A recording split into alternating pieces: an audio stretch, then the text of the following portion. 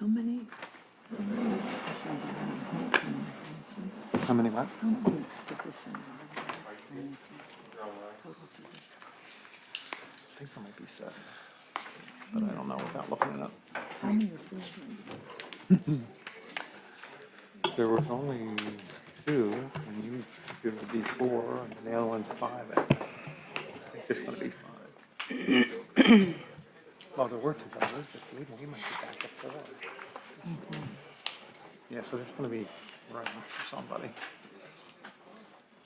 I think there's 7 people they can put on. You good?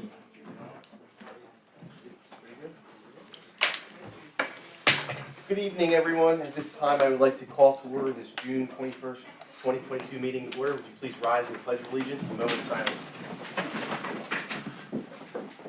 I pledge Allegiance to the flag of the United States of America and to the republic for which it stands, one nation, under God, indivisible, with liberty and justice for all.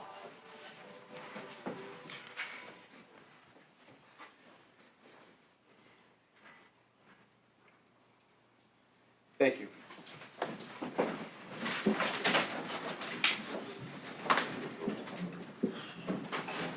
Madam Secretary, would you please call the roll? Mr. Kliskevich? Yes. Ms. Lloyd? Yeah. Here. Ms. Miller? Here. Mr. Seitz? Here. Ms. Wellenbecker? Here. Mr. Redinger? Here. And Mr. Strong comes forward. Thank you. At this time, I'd like to report on our last executive session. No action was taken. We discussed personnel and litigation. At this time, do I have public comment on agenda items?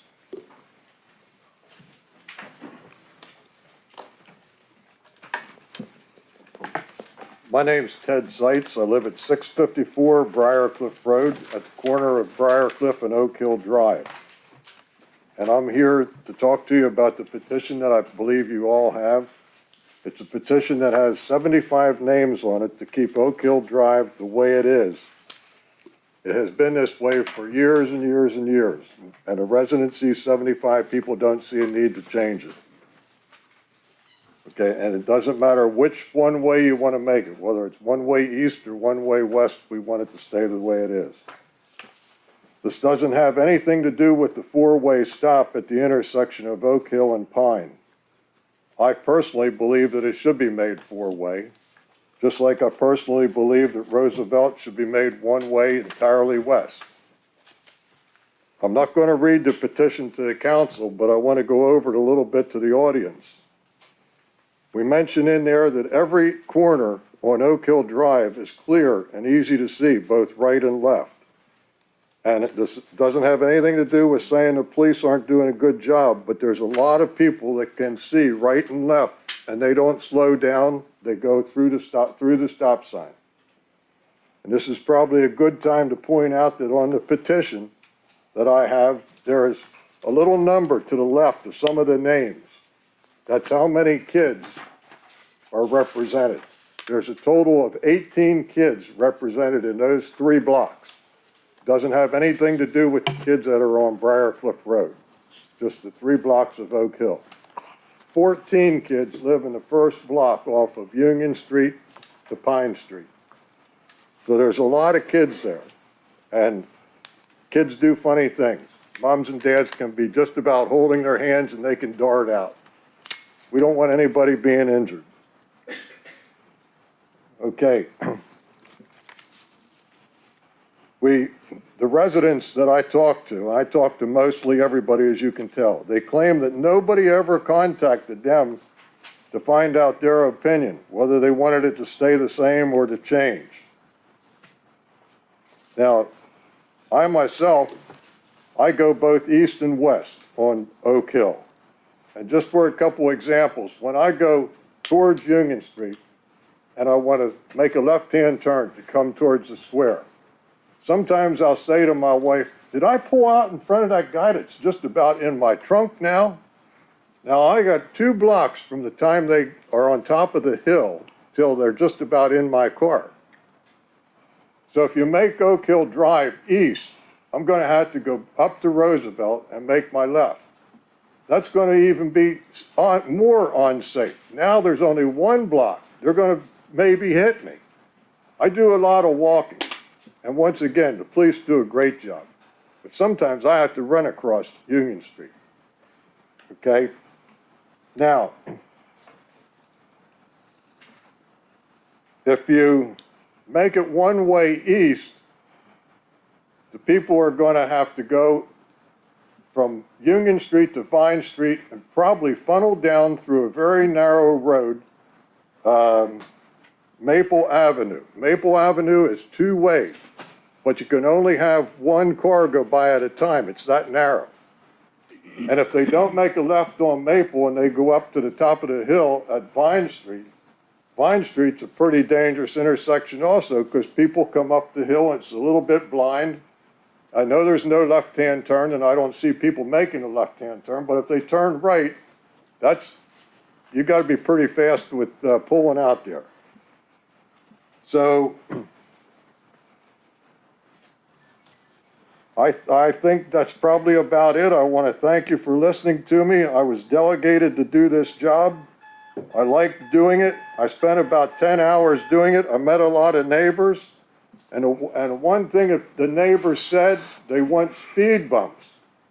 Now, I know through the connections I have here that it's unlikely to have speed bumps. But at Milton Hershey School and at Penn State, they do have speed bumps. So it can be done if you make them big enough, both high enough and long enough. So, once again, thanks for listening. Thank you for your time and thank you for the petition. Any more general public comment on agenda items?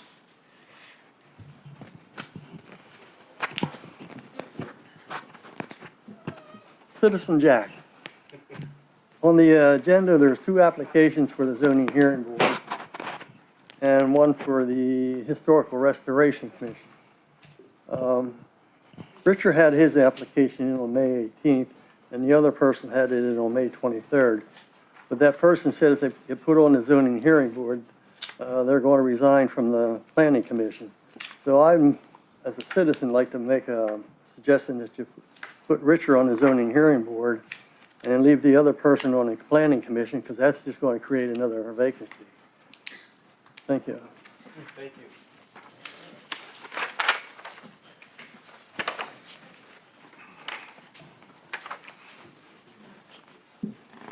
Sean Knoll, 123 State Street. Grace, thank you so much for posting the whole packet on the website. It was wonderful to know what's going on. But in reading it, I have one question on the financial report. How does the borough have an $853,765 surplus for the year? And I know I'm not going to get an answer, and that's fine. But I do have other questions, and I know, again, I'm not going to get an answer for 24 hours. One, I want to know how long everybody knew that there was a surplus, or how long accounting knew that there was a surplus. Two, I would like to see the budget lines that we were under budget, so that I can see where we went under.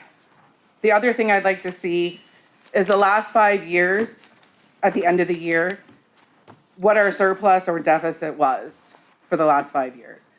And I'll follow this up with an email and a right to know request, because I'm pretty sure that's what I'm going to have to do.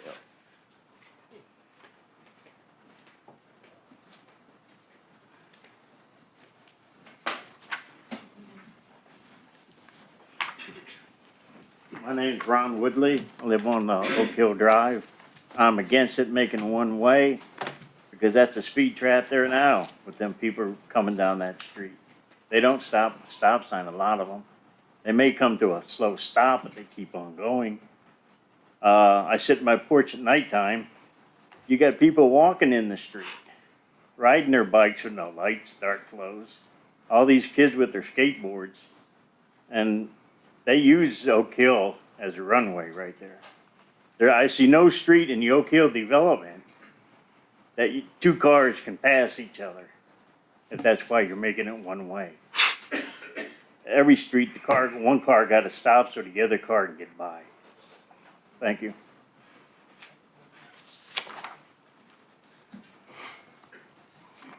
Okay,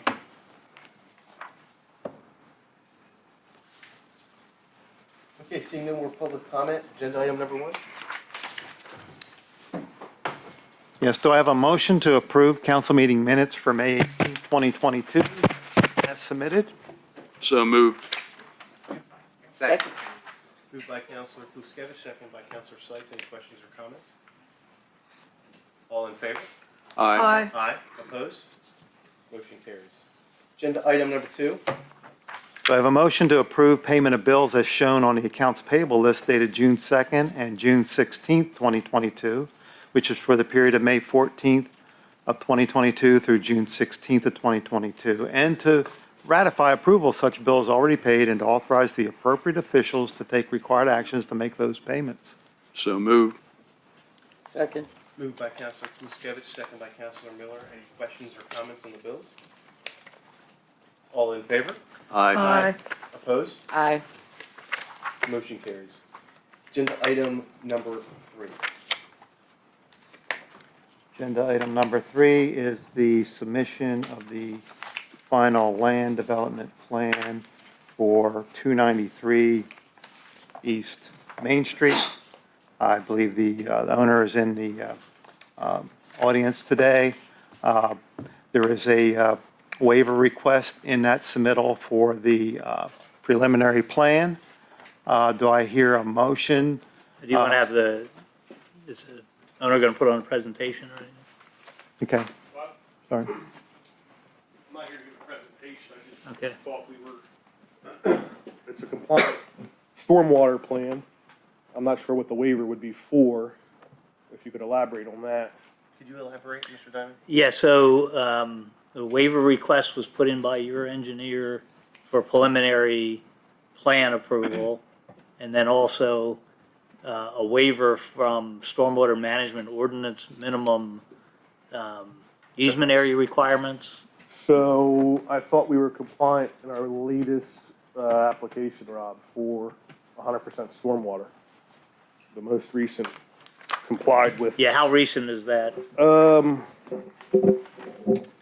That was submitted to the planning commission for the May meeting. That did not take place. Yeah, so after that, as I understand from HRG, and I think I have a copy with me, submitted on your behalf was actually, I guess, your engineers determined that you didn't meet it, that I think your stormwater management facilities are in 5-foot wide areas along the perimeter of the property. The stormwater ordinance requires 20-foot easements be wrapped around any stormwater facilities. Oh, you're saying an easement from the property line? So, no, any stormwater facilities, and let me find so there was I think a May 26th request for waiver from your engineer on your behalf, followed by a June 1, I think slightly corrected version. So let me start off with the part of the stormwater ordinance requirements requested for waiver were section 236-701. Two of the relevant things, B of that I see here says easements shall be established for all on-site stormwater management or drainage facilities, et cetera, et cetera. And then D says all easements shall be a minimum of 20 feet wide. I think the request from your engineer said 15-foot wide, which I think was the old ordinance. Yeah. That's the June 1, yeah. So here, maybe this is from Robert Schaefer. Maybe pass this, this might help. June. This is It was from June? June 1. Okay. You have a copy, thank you. That's just it.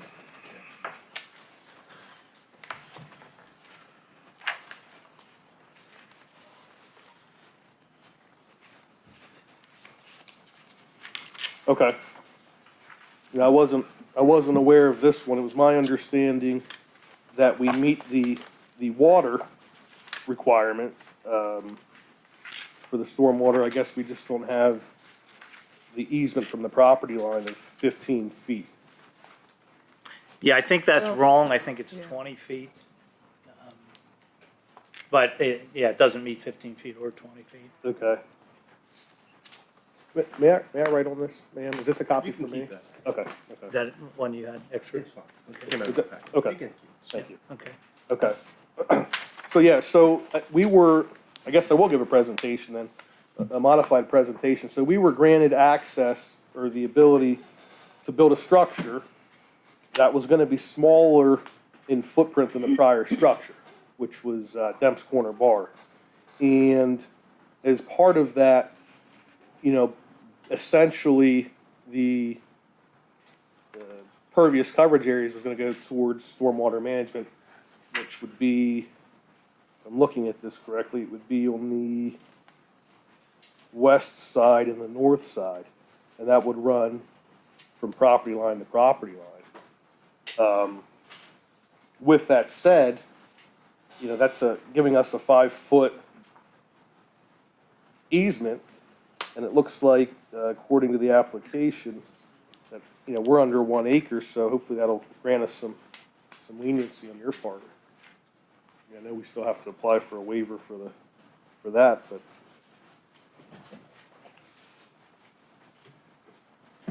So that's, unless you're telling us that your application is different from No, I'm gonna the go off of engineer this. presented. Yeah, Okay. yep, I'm going So off the of two this. waiver requests, and then Correct. depending on how they go, obviously, the plan itself Yeah. would be acted upon.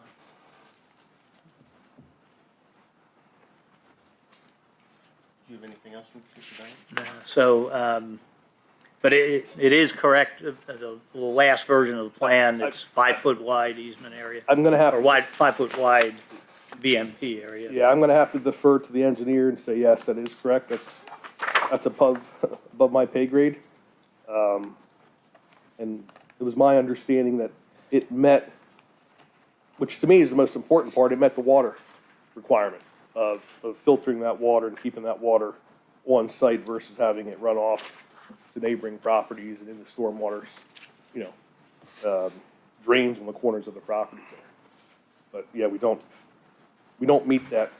And with the size of that lot, that's kind of why we got the approval to build the property. We can't meet a lot of those setbacks, unfortunately, because it's an extremely small lot. Did you look at putting the stormwater facilities elsewhere on the property or moving the building forward? We did, and the building is as far forward as we can go. It's right there at the, truthfully, if we went any further, we would impede the traffic flow coming off of Race Street and turning on to East Main as well. So it becomes a safety issue moving the building forward, or even for that matter, moving it to the side towards Race Street any further. Does council or the mayor, anybody have any questions on this? Any thoughts? Yeah, so if you look at a BMP easement, a stormwater facility, theoretically, you want, you know, enough ground that you're able to get to it, access it, maybe replace it, those kinds for of things. maintenance and. And then how close is it to the building, how close is it to, Neighbors? yeah. Well, from what it was prior, the prior building was touching the neighbor's property and structure, so I know he would be happy knowing he's got some space on his side, the neighbor behind us on Race Street. Anything else for the good of the order on the plan? No, that's what I have for you folks. Unfortunately, I don't have any. All right, so I'd say in front of the board, you have two waiver requests you'd have to deal with first.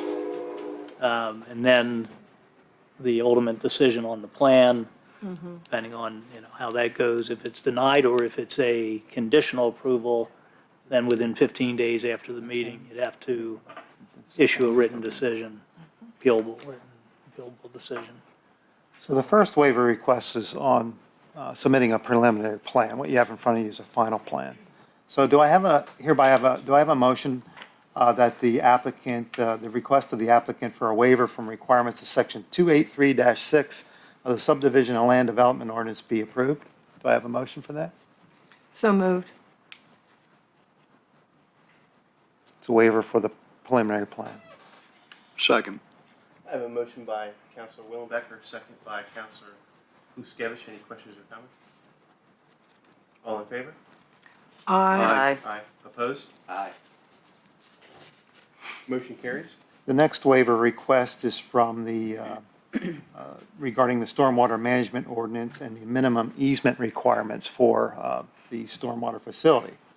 And we're looking for a motion to approve or deny that waiver request. Do I have a motion for the applicant's request for a waiver from the requirements of 236-701 of the stormwater management ordinance regarding easements and minimum easement width be approved or denied? Do I have a motion for either one? I move to deny. Second. I have a motion by Counselor Willenbecker. I have a second by Counselor Kluskevich. Any questions or comments? All in favor? Aye. Aye. Opposed? Motion carries. Now, the action for the actual full land development plan. Do I have a motion regarding the approval or disapproval of the land development plan? Go ahead. You want to read that? I hereby move that the request for approval of the land development plan for David and Obenstein, 293 East Main Street be denied, including for its failure to meet the minimum requirements of 236-701 of the Stormwater Management Ordinance and its incompatibility with the zoning ordinance, including 260-83 and 26084 relating to the permitted uses and use by special exception. Motion by Counselor Willenbecker, second by Counselor Seitz. All in favor? Aye. Aye. Opposed? Motion carries. Agenda item number 4.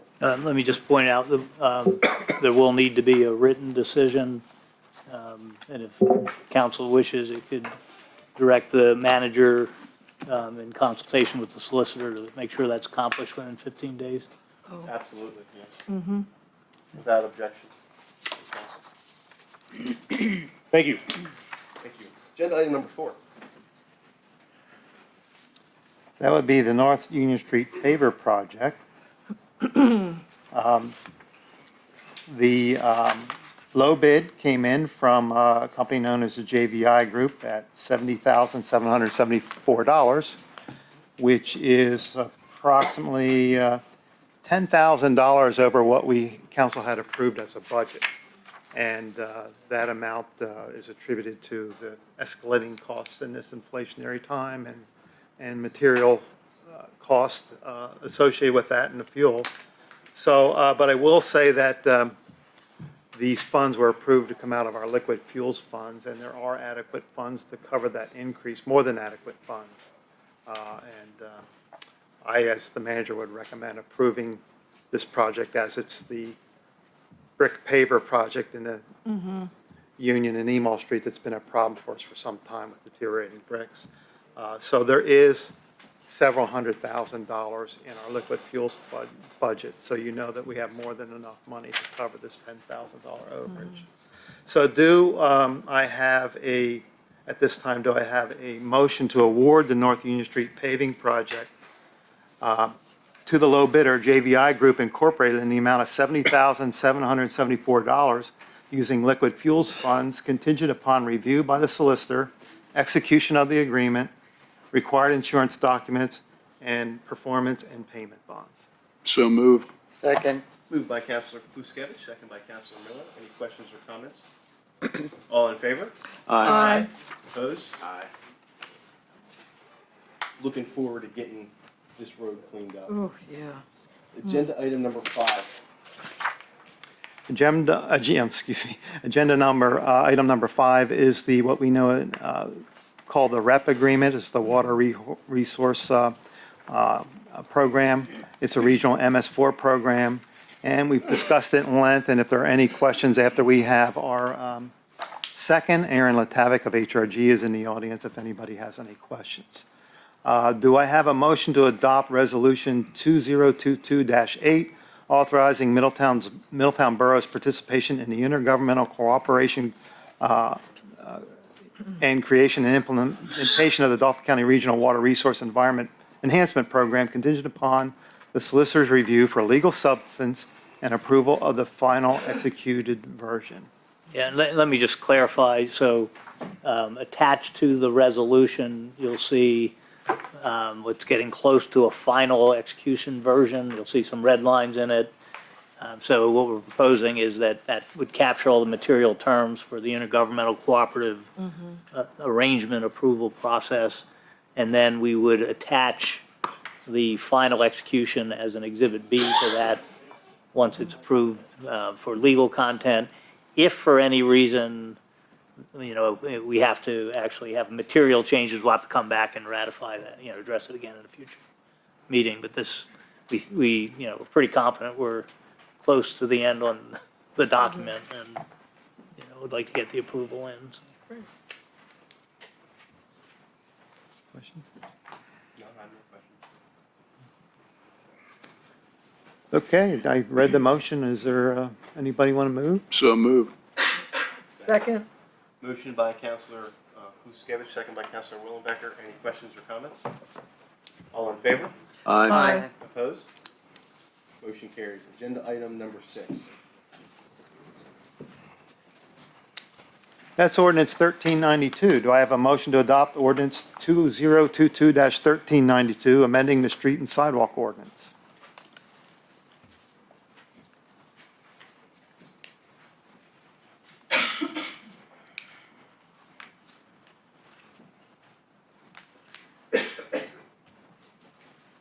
Nobody want, nothing?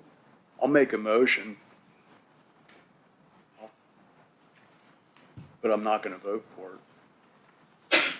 Not the way it's written. I was going to say, this is work session, so this is probably a good time. I do remember seeing some questions about bike riding and things like that and the implication. And some of this some of those components were to change, but as Mac can tell you, this goes back for 100 years, so that you may want to give thought to, you don't have to rush it to advertisement. And, things look very different when there's, like one of my grandkids riding, It's been advertised. Yeah. This is for adoption. Oh, it is already? Yeah. It's been Okay, advertised. sorry. What are some? I forgot we had this. points? The only thing I have issue with is the section where it says no person or person shall coast or ride any sled, bicycle, scooter, or similar conveyance upon the public sidewalks in the borough. My problem with that is I don't expect a 4-year-old to be riding their bike on the street. Yeah, actually. So, and I understand that Mr. Kleinpeter told me that that's the way this has always been written. Well, I understand that's the way it always was, but it still wasn't right. You can't, if you're going to enforce an ordinance and somebody wants to call and complain that there's a 6-year-old girl riding her bike down on my sidewalk, fine the parents $100. That's not right. I have to agree. My 3-year-old uses the sidewalk every day with his bike. Exactly. So I won't vote for this the way it's written, and that's the only section of it I really have issue with. It was brought up. Is there a hurdle in making that change? You'd have to revise the. Yeah, so ordinance and here's always the re-advertise. balancing act. If it's a material enough change, if you it as not material, you don't have to re-advertise. If it's viewed as material, you have to re-advertise. On the other hand, if there's reservations about parts of it, it's better to fix it. Right. Yeah, and I don't know how material it is when that part of the ordinance, like this was Right. just, that part was restated in the whole ordinance. The changes for the audience that were made to this sidewalk ordinance were, a majority of them were prohibiting storing certain things on the street, such as snow plows that are disconnected from a truck, or stone, or getting leaving stone stored there for a long period of time, or things like that. And there were other things put into the street and sidewalk ordinance to make clarifications about street trees, the trees that are between the curb and the sidewalk, and how they are handled. some years ago, our Shade Tree Commission ordinance was totally removed from our code of ordinance, which leaves us in the dark how to handle when people say, I want to remove it, or I don't want to remove it, or we say you have to remove it because it's dead and going to fall down. So that kind of stuff was put into the street and sidewalk ordinance, the issue about trees and some other minor things. But the actual coasting on sidewalks being prohibited has been something that's been on the ordinance books for years, that I would Here's assume that- another, just in terms of that materiality, another way you could slice it is, so I do think it's arguably material, because if someone is looking at it more like in front of stores and things, we don't want, people flying by on their bikes, they may not have come out today to comment because, I don't have to worry about it, I care about no bikes, it's been there forever, and all of a sudden, surprise, it's changed, and that's where you get into that due process advertising and stuff.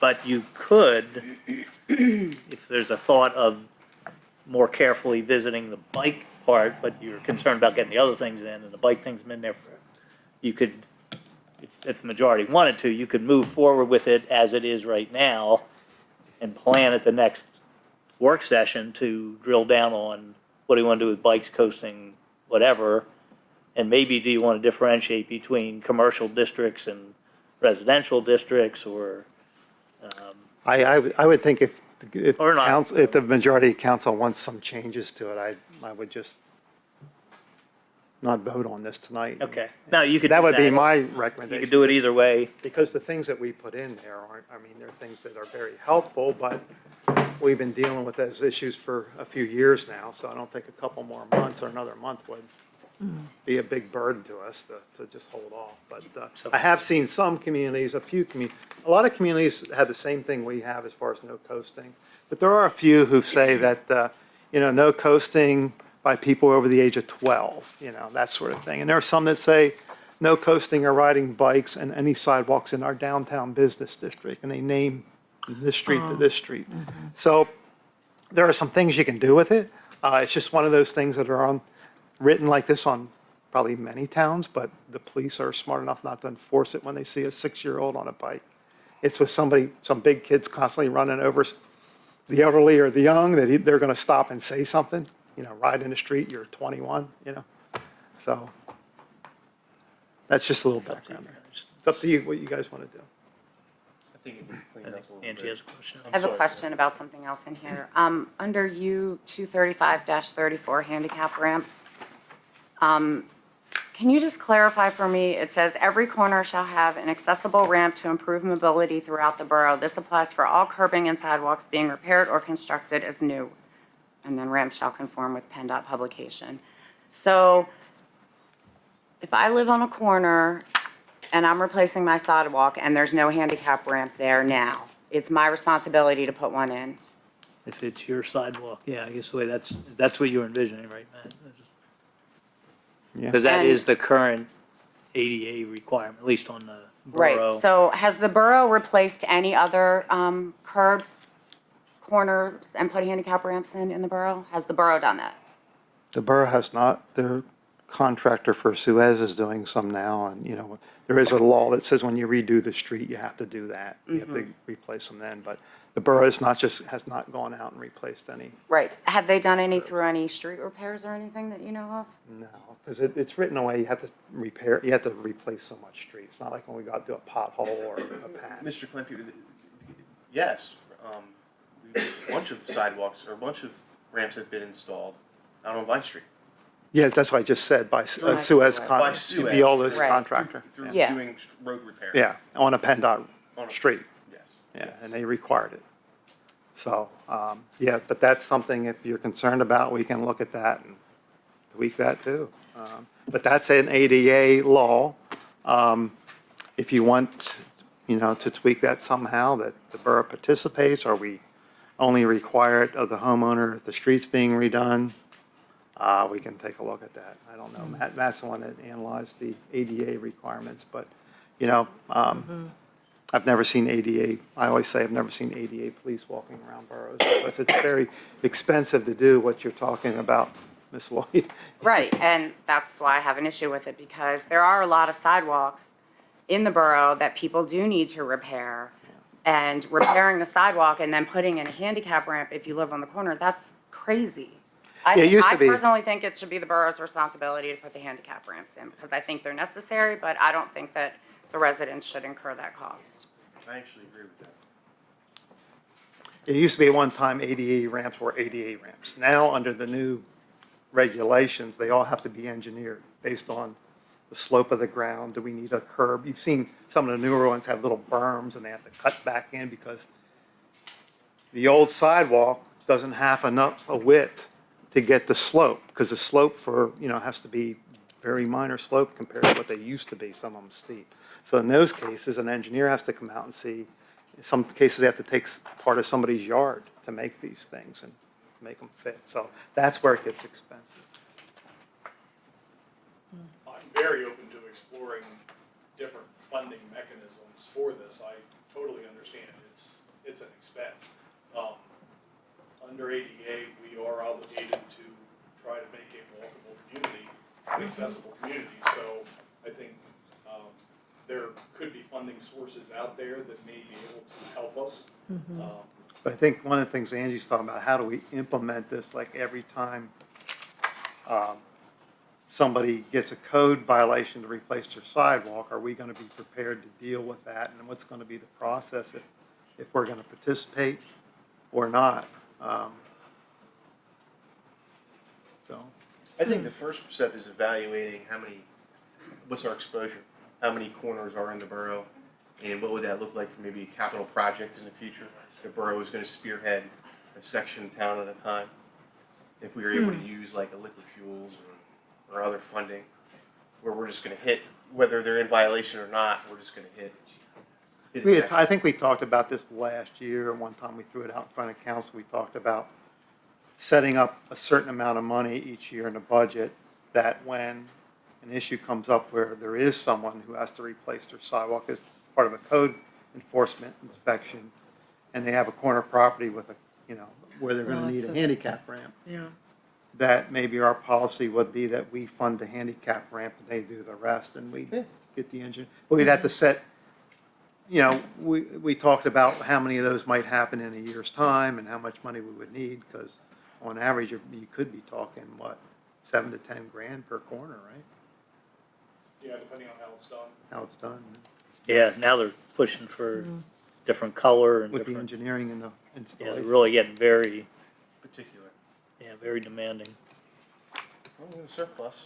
But I think this It is is a something good in idea. most small communities that they're not prepared to do. It's just a huge expense.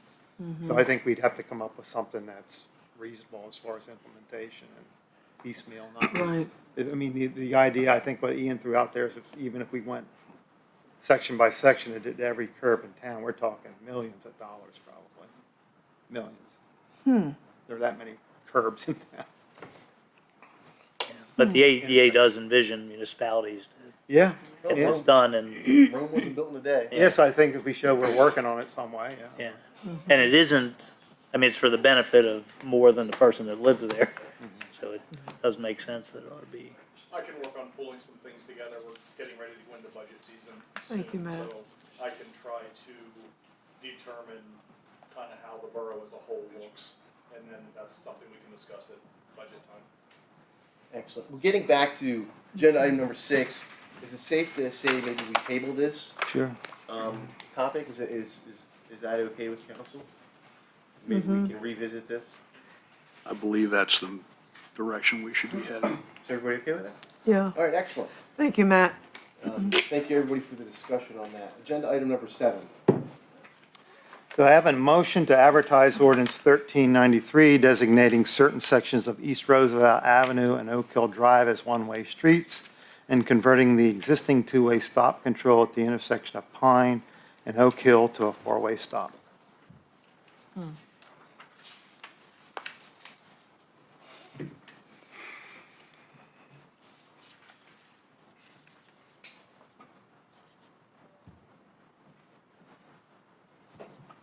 I think we need to make a motion to table this. Because I'm thankful that the residents from Oak Hill Drive, Briarcliff, and wherever else, I did look at your paperwork. I'm glad they spoke up And I personally, was just going on the recommendation of the engineer that we hired to do the investigation. And that's what this was all based on. Yes, I agree, Pine Street at Oak Hill needs to be a four-way. There's no doubt there. Every time I come through that intersection, I have to stop, slow down, look, because people just fly through it.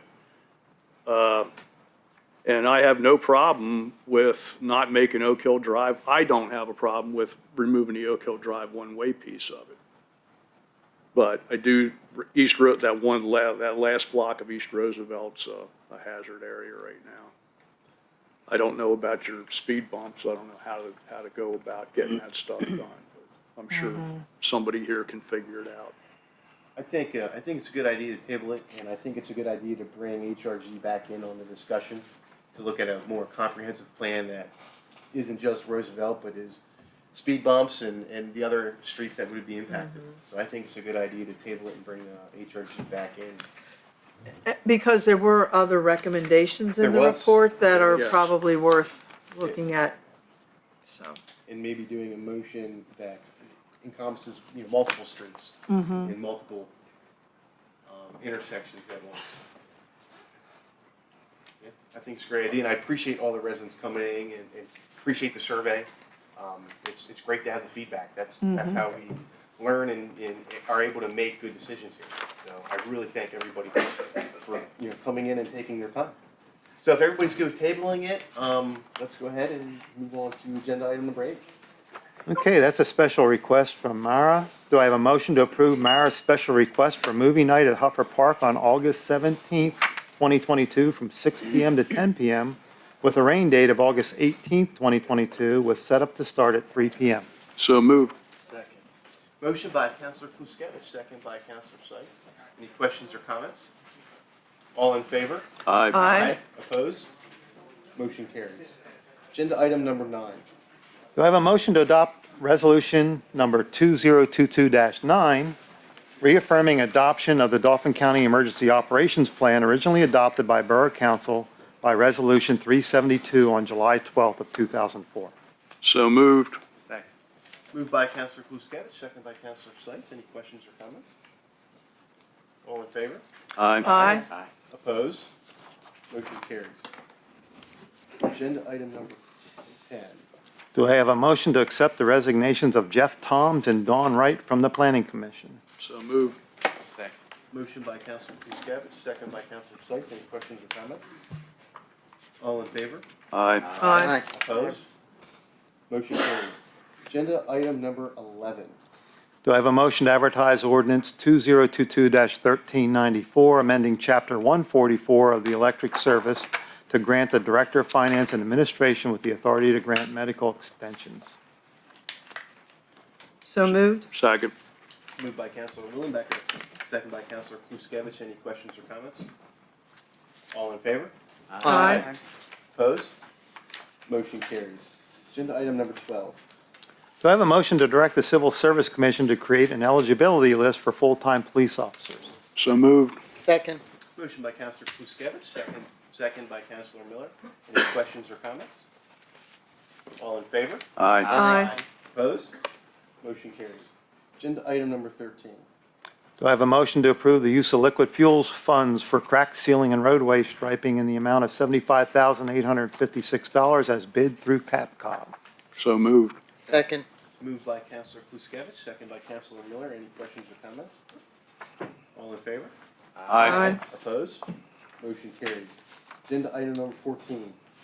Do I have a motion to approve the purchase of park bleachers from BYP Recreation per proposal number 105025 at a cost of $43,058, utilizing the funds from the sale of the Elks building? So moved.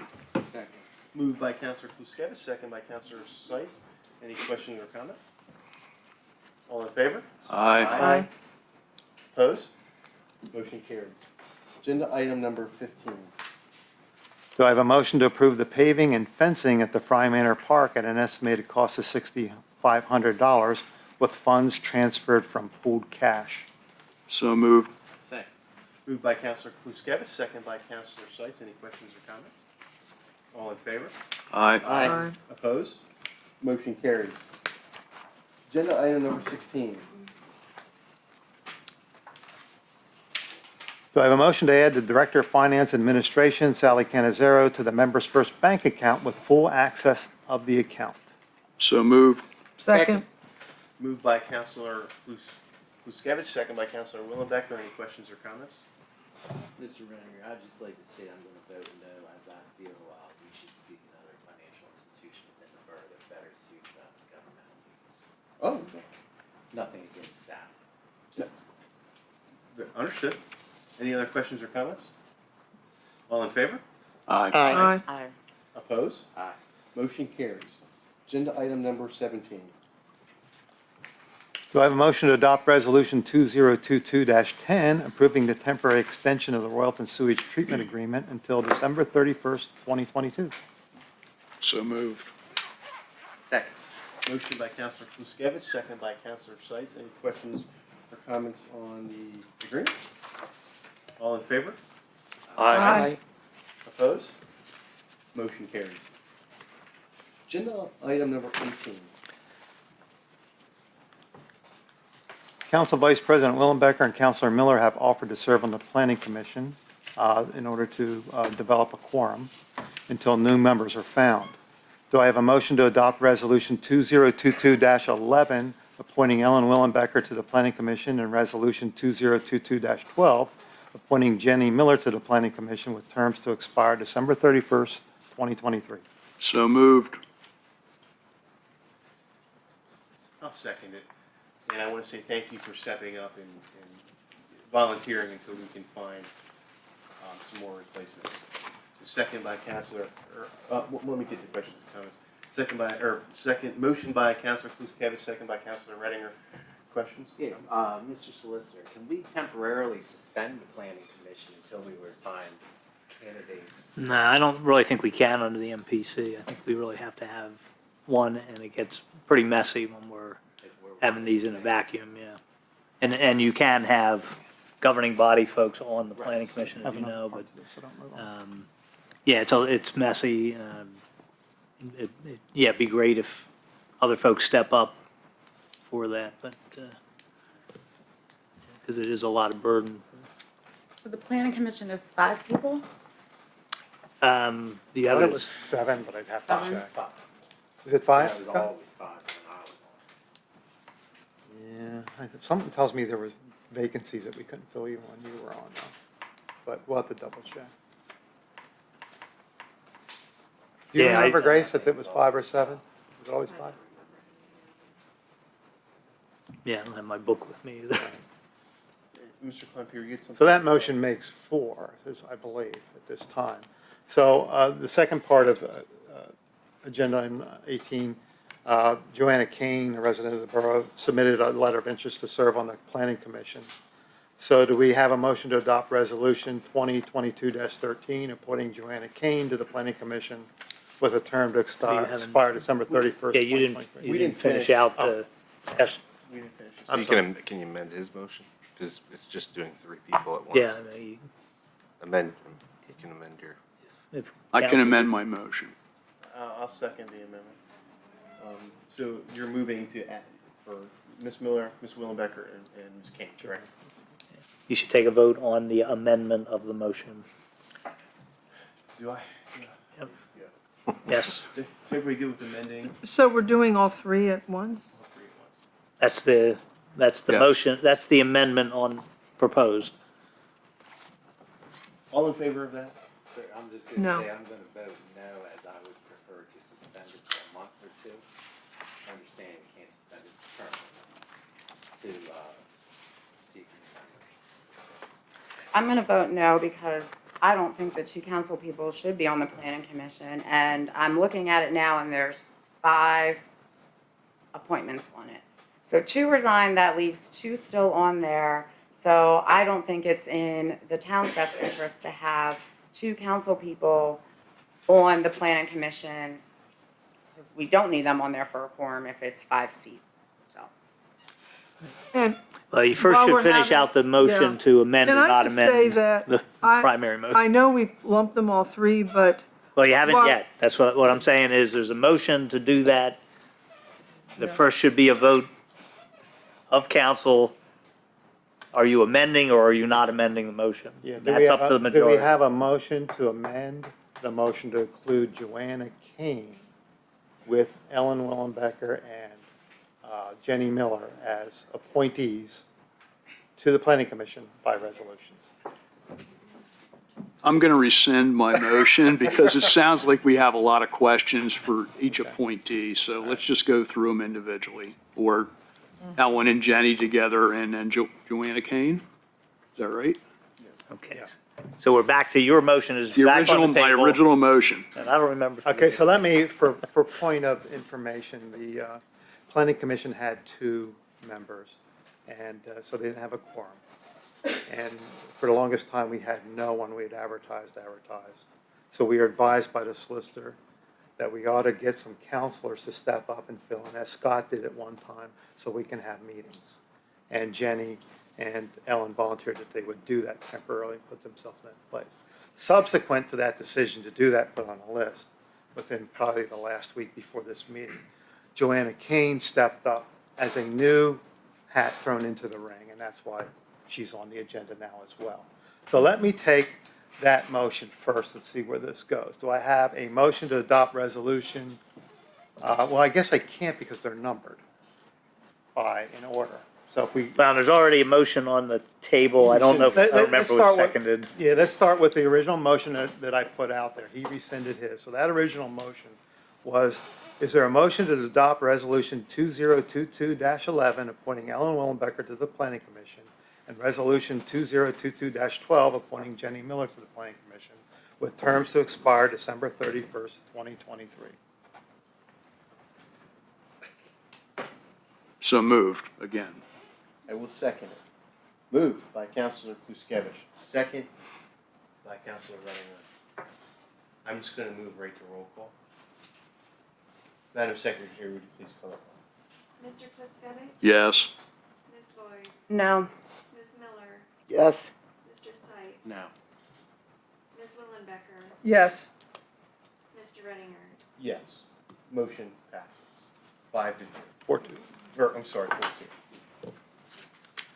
Do I have a motion to adopt resolution 2022-13 appointing Joanna Kane to the planning commission with a term to expire December 31st, 2023? So moved.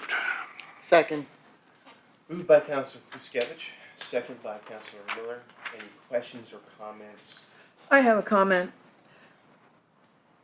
I'm conflicted by Joanna's offer to be on the planning commission. It is wonderful when any resident steps up. However, isn't Joanna the head of the Historic Restoration Commission? I have no idea. She is on that board. I think she does serve as the chair. She is the chair. I think. So my issue with that is we haven't heard a report from that commission for I don't know how long.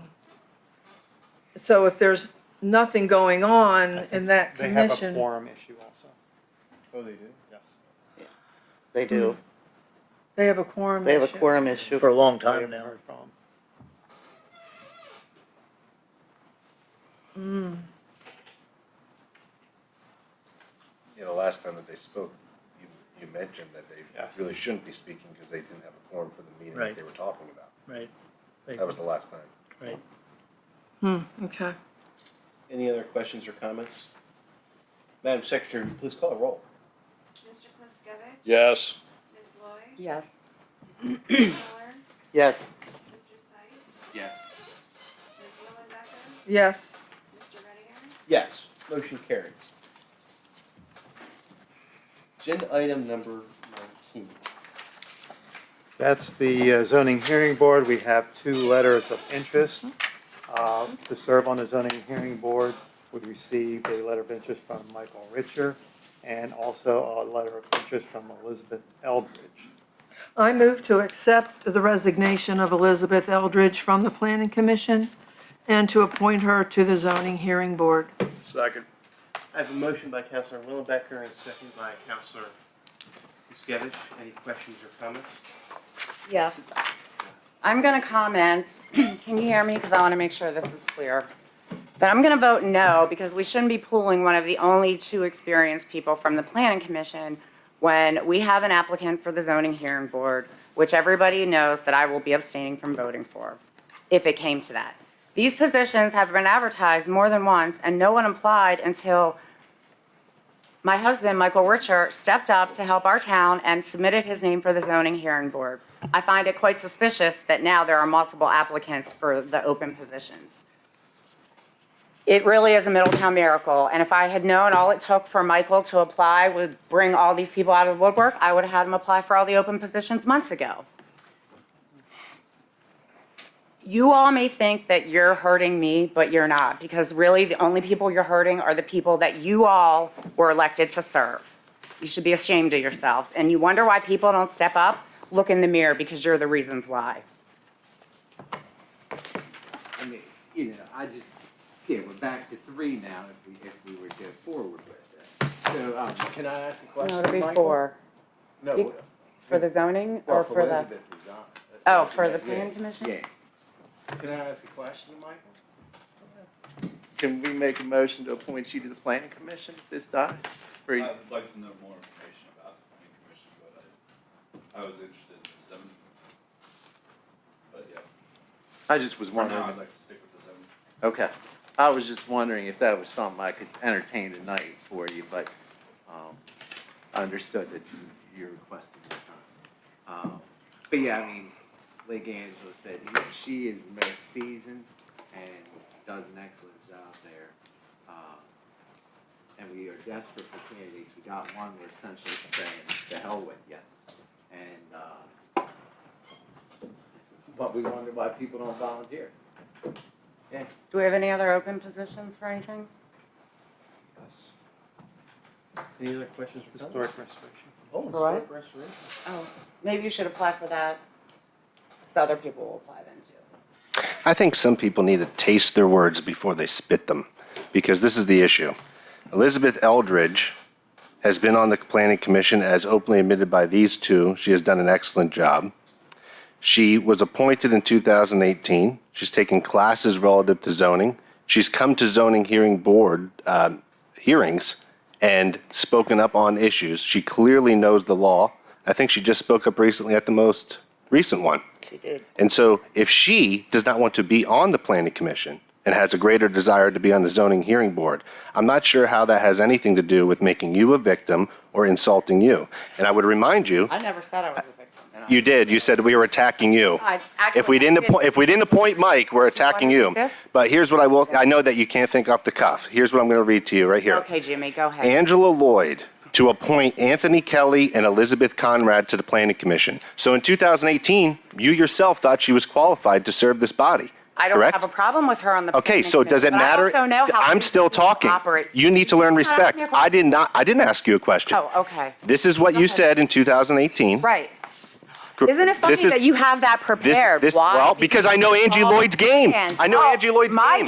game. You really should look in this You mirror. supported her in 2018, and if Elizabeth Eldridge has a personal want to be on the zoning hearing board, I don't see why that's an issue for you. You know what? The problem Did you ask is her? You are as Did you ask her? toxic as his Halloween Okay. display. I can't wait for this year. Like this in the record, please. This as well. I just want to ask. And I actually am leaving, not because of this, We but because I haven't- had an early flight. I was planning on leaving anyway. We have, Good riddance. I don't know if he's interested in, what's it called? Historic? No, the absentee position. The vacancy. The alternate. Yeah, alternate. Can we appoint him tonight if he were to so be interested, Mr. Solicitor, to the alternate position? I would think you have on the agenda, Zoning hearing. zoning board appointments that, Can I ask? you you could Would you be consider. interested in being the alternate to the zoning hearing board? Mr. Wenger, after this motion, I'm gonna make a motion to appoint. is it Richard? Richard? I didn't know if you were French or not, if you said the French way. It's Richard. Richard, okay.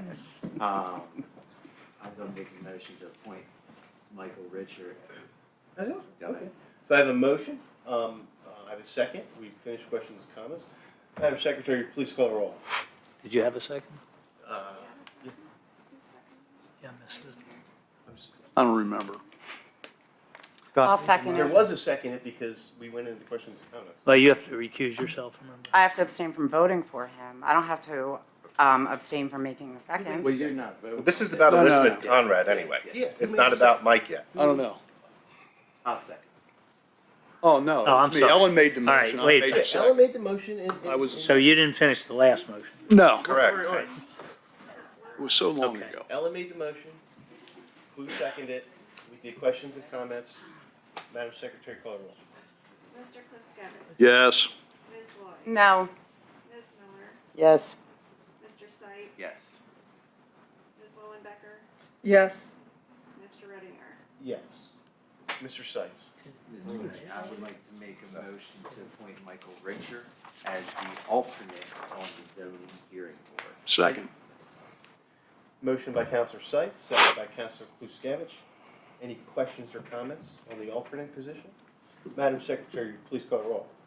Mr. Kluskevich. Yes. Ms. Lloyd. I'll be abstaining. Ms. Miller. Yes. Mr. Sight. Yes. Ms. Wallenbecker. No. Mr. Readinger. Yes. Motion carries. Congratulations to everybody. Agenda item number 20. That's our EAP, Employee Assistance Program. Our current EAP program service expires on June 30th of 2022.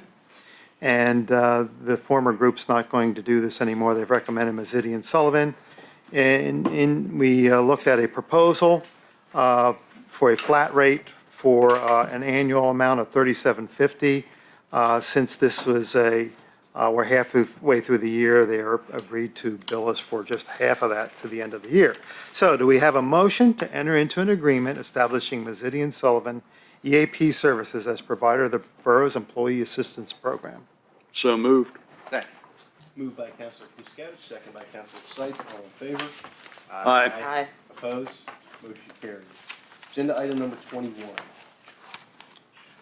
Okay, do I have a motion to enter into an agreement with CB3 Solutions LLC as provided by the proposal dated April 27th, 2022 for engineering and consulting services for water and sewer lease agreement issues? So moved. Second. Moved by Counselor Kluskevich, second by Counselor Miller. Any questions or comments? All in favor? Aye. Opposed? Aye. Motion carries with the agenda item number 22. Do I have a motion to accept the proposal dated June 17th, 2022 from M3T Corporation for the final design and engineering Have a of the safe flight, Mr. camera Thank you. fob project in the amount of $19,845? So moved. Second. Moved by Counselor Kluskevich, second by Counselor Sights. Any questions or comments? All in favor? Aye. Opposed? Motion carries. Agenda item number 23. Okay, bear with me a second because I think I'm up You are. and my report's in the back there somewhere. I don't have it nowhere. Okay. Does that help? Yeah, well, I got it, some you attachments have I gotta notes. find too. Oh, you've got. Let's see here. Here it is. All right. It's only one page. Just Mr. Fine. I'm trying to get my other stuff in order, thanks. But yeah, I'll start while I'm looking, see if I can Oh, no, take your time. chew gum and talk at the same time. All right, item number one on my report we just covered. And we covered, let's get to item number two on my report. I know the Woodworth family's in the audience. We got a special request application this year for their annual use of the field in front of Huffer Park for their Nerf Club. Since the first scheduled event is June 25th, which is just right around the corner here before our next meeting, I'm going to ask council if anybody objects to me just moving forward and proving it. Council doesn't necessarily have to vote for the approval of this, I can do it, but I just wanted to get your blessing here on record. I have no objection. So I can get that out to the Woodworth family tomorrow. We've never had issue with that Yep. before. I would only add, Mike, that you probably have seen that Med Ed has a bunch of wood on part of that property down there. You'll have to probably watch the kids don't get near that or hurt on it. Borough manager, we have noticed that, and if our request is approved as discussed, we would instruct everybody participating to stay clear of that. Okay. Typically, that's where that construction is kind of, if you will, the end zone of one end of our field. Yeah. So we would just move Move that it. forward, maybe a good 20 yards, just to make sure all the kids are safe, as we always try and make sure. All right. Sounds great. We'll get you something tomorrow. Thank you, Mr. Thanks. Peter. All right, number 3 we covered also on our agenda. Item number 4 is our Middletown Historical Society. They're applying for a grant from the Pennsylvania Historical and Museum Commission, and in order to get some money to digitally preserve their records, some pictures and some documents. They are asking the borough to provide them with a letter of support in their request for the grant. And like to move forward with putting that, how soon do you need that, Jenny? Does they need that soon? It's not going to get turned in till the first week in August. First week? So we have all of July to prepare. So we can put that on for approval at the business meeting in July then? Okay. That way we don't have to get into amending the... Everybody okay with that? Yep. Okay. As you all know, our code enforcement officer, Harry, has submitted a letter of resignation. That's just by way of information here. We're in the process of looking at some applications to fill that position. Mr. Representative Tom Mahaffey sent us a thank you for submitting our resolution opposing the tolling of the South Bridge. And jump down to item number 8. We can get into more of the details in executive session, but we're now working on planning for our negotiations with our non-uniform labor union, and that'll be starting up here in July. We staff, thanks to Grace, she did yeoman's work on this for us, but put together an RFP for managed IT services. Our contract with Intermix IT is expiring this year, so we're exploring proposals from them and all other groups for our next contract. And more on that later. The advertisement for the vacant zoning and codes official, vacated by Mr. Gias, has been placed in a number of places, but we still have no applicants for that position. I knew I was looking for mine for a reason. There's some note I have on mine to add at the last minute, and I'm trying to think what that is. CD3, there we go. All right. Survey work. In between our last meeting, I solicited a proposal from our engineer for survey work to be done on the western corporate boundary of the borough over on the Harrisburg International Airport. We have a proposal that's in your packet today. I would ask that we make a motion to amend the agenda, include this item, that we could discuss and vote on it. It's a tool. The survey will be a tool that we have been asked to provide for use in our litigation. Do I have a motion to amend the agenda? So moved. Second. Motion by Councilor Kuskevich, second by Councilor Miller. Any questions or comments? All in favor? Aye. Opposed? And then, just as a reminder, we'll have to, Public comment. no, put it on the Oh, yeah. website. Motion carries. Do you want to read the motion, and then I'll open it up for public comment? Yeah. I'd like to know if we have a motion to approve the retainer agreement from HRG for the municipal boundary line survey number R000516.0501 as provided in your packet and dated June 21st, 2022. So moved. Second. Motion by Counselor Kluskevich, second by Counselor Willenbecker. At this time, I'd like to open up for public comment. Could I add in before the public comment that could include in the agenda the cost of not to exceed $9,500? Okay, I'll amend it.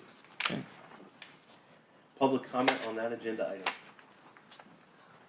It's on that specific agenda item.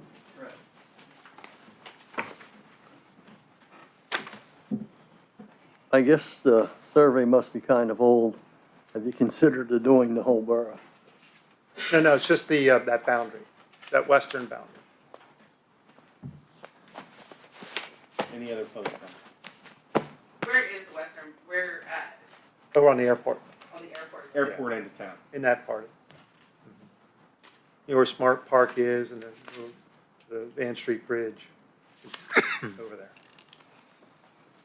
We have a number of maps over the years that show the corporate boundary in different places, but they're older, as Jack mentioned.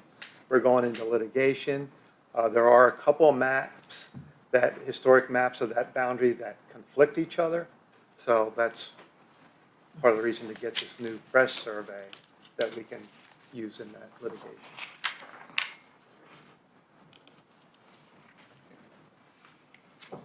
Okay. Public comments closed. All in favor? Aye. Opposed? Motion carries. Are you done with your report? Yep, you can move on. That's good. Okay, agenda item number 24, codes.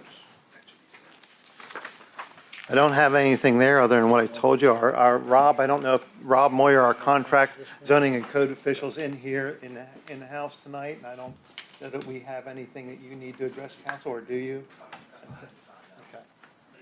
Like I say, we're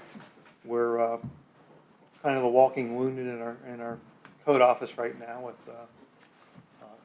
the staff, so we're working on getting some people in here. Rob, we thank you for Yes, doing thank you. what you're doing. We do appreciate it. You're doing a great job. I should add for councils, before we move on, that I talked to Rob, and because the money isn't being spent right now on 2 full-time employees who are missing, then I've asked them to step up and be available an extra 8 hours a week over what the original agreement was for the temporary time until we fill that That's a anyway. good idea. So it'll either be, if Rob can't fill it, there's somebody in his office that can stop in some additional hours each week to make sure that we're getting the phone calls answered and doing the necessary things we need to Staying do. alive. Before we move on to agenda item number 25, Madam Secretary, please note we're absent 2 counselors. Agenda Give that item 5 minutes to go. Agenda item number 25. Sally? Hi, everyone. Hi, Sally. So I'm going to go through just a few pieces of information and some requests. I just wanted to let you know that we should be receiving the second 50% of our American Rescue Funds this month. Received the first 50% last year. The auditors have requested to present at the July 5th council meeting the findings of the audit. The third thing is I was notified by PNC Bank, Pete's Laugh, that the fees that they were going to have to charge us and that we did the U.S. Treasury note for to recover those fees, the fees as of June have been deferred. So we will not have any of those fees moving forward from June, which is really good news. The second piece of that, obviously, is the Treasury note that we have, that we employed. That Treasury note does not come to age until October 15th, 2023. I have them pulling together some information on the interest earnings. Right now, I'm recommending that we don't do anything with that. There's a guarantee of no loss if we go through fruition to 10/15, 2023, or for 24, I'm sorry.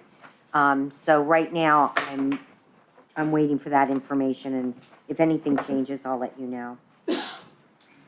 The fourth item is a request to add to the July 5th agenda to vote on the approved transfer to the fire sinking fund that was approved at the end of last year, that we would do a 10% of positive fund balance, not to exceed 50,000.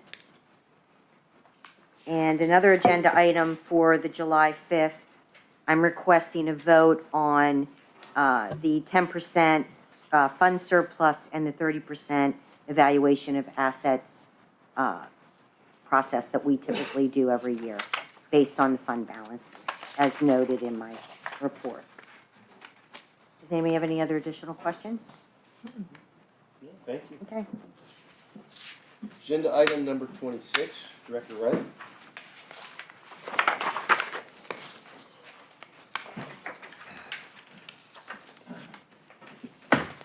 Good evening. Good evening. We had talked last meeting, or maybe the meeting before, about calls for service numbers for the police department. I have that available for you. It's in my report. For 2021, we had 9,539 total calls for the police department. We broke that down to 5,925 calls for service reports. And that's the traditional call for service where you think of somebody, you know, I'm calling the police, I need assistance, or somebody calls for the service of having an arrest made on them because they're breaking the law in the presence of a police officer. And that was, we went through these with the leadership team, with the sergeants in the police department, and that's how we broke these down together. Excellent. The other calls, I don't want to minimize the fact of other calls. Other calls are just as important to the department. And although some of them are things like park checks and business checks and bus stop details, you know, we have officers who enjoy, when school was in session, sitting on bus stops and making sure people followed, you know, the laws regarding traffic and bus stops. But we have, you know, officers who put evidence into, or manage evidence, would generate a call based on their activity. Not a call for service, but proper management of evidence is key to properly running a police department. So just because it's not a call for service doesn't mean it's just as an important call. And on the next line, you'll see the police secretary starts soon, which is great. We need one. So some of those other calls would diminish over time because the police secretary is going to be doing a lot of administrative tasks that are currently being done by officers in the department. Oh, interesting. We talked about that before, too. The officers have stepped up and done things. For example, we get PFAs faxed to us. We have an officer now who receives that, catalogs it, makes a notification to the other officers in the department, and puts it in a filing cabinet. That's something a police secretary can handle, and that'll no longer result in a call. Before I move on, does anybody have any questions about the calls for service part? No, that's excellent. You broke that out good. The other big issue is the staffing updates, the consortium results. 79 initial registrations, we talked about that being approximately 100 less than last year. 48 registrants only turned their paperwork in, so 31 people failed to properly register just to take the test. 42 showed up for the physical agility test, 32 passed, 31 showed up to take the written test, and I'm expecting the written test results emailed to me anytime this week. They'll get uploaded into the police app, which is an application we use for the hiring process, as well does the consortium. If they pass the written test, an applicant has the ability to check the boxes of all the Dauphin County Police Departments that they want to work for. And I believe they're all going to pick Middletown because they all want to work here for us. So then we break that down, and you authorize civil service to do a list for us based on the people who apply for us. And on the next line, depending on how many people apply here and how many people actually pass the test, we're preparing internally to administer our own tests. We have the resources in the department to administer the test. We have a MOPEC certified fitness instructor who can administer the physical agility test. The PA chiefs of police will provide us testing materials and grade those tests for us for a fee, and then civil service can then redo a test for us, redo a list. So I may be in the next couple of weeks asking for the same thing to occur based on that. Excellent. Running our own test gives us some advantages. If there's somebody who works for another police department that may want to work for us, when it's the county consortium, he or she might be a little hesitant to advertise to his current employer that he wants to work for a different police department. In this case, it might be a little less obvious. So we might be able to talk to some of our peers and see if they want to work here. Mm-hmm. I'll keep you posted on that. The last thing is I've been certified and sworn in, so you'll see me out a little bit more in uniform. Congratulations. Thank you. And I'm going to be doing some ride-alongs on the 3 to 11 with some of the officers to, I've gotten to know a lot of them, but you really get to know an officer on how he does his job when he's in the car. And I'm looking forward to that. I was out tonight from 3 o'clock till 6:30 and with Cameron Gross, and I'm planning on trying to do one a week. And I was at the craft fair a couple weeks ago in shorts and a t-shirt. The next time I would be in uniform. So I'm going to do my best to attend those types of events and participate as a police officer, not just show up as the talking head. So that's all I got. Excellent, thank you. Director Wright, I just want to say thank you so much for the amount of time you're spending analyzing and understanding our department, which then can help us in conversations and make best decisions about funding and support. So thank you. Yeah. I keep showing up every morning and at least one or two people are surprised. I know. May I, I'm kidding. to that point, may I ask a quick question about the calls for service Yes. breakdown? Yes. You mentioned that this 6 months might shift beginning July 5th as the new secretary comes on and you will be assigning some administrative tasks to that person.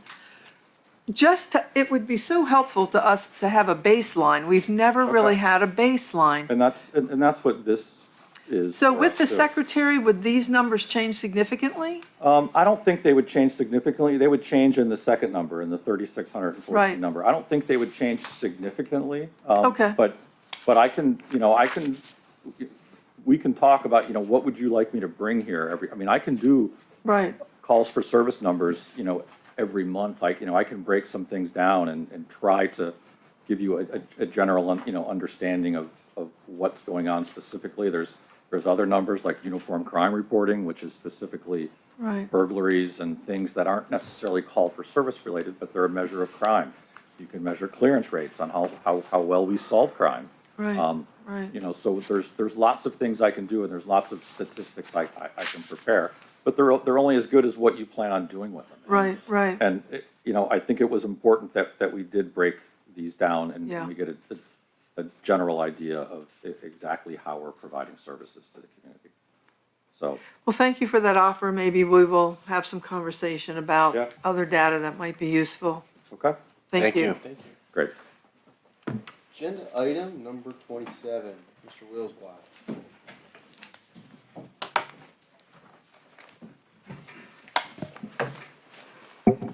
You took care of my action item with the fob, so I'll just give you a couple quick points of interest here. In the first week of August, we're gonna be testing, companies coming in, to do about 50% of our commercial metering, equipment tests, CTs, PTs. They've never been done, and usually this results in us finding issues, and it usually pays off for itself.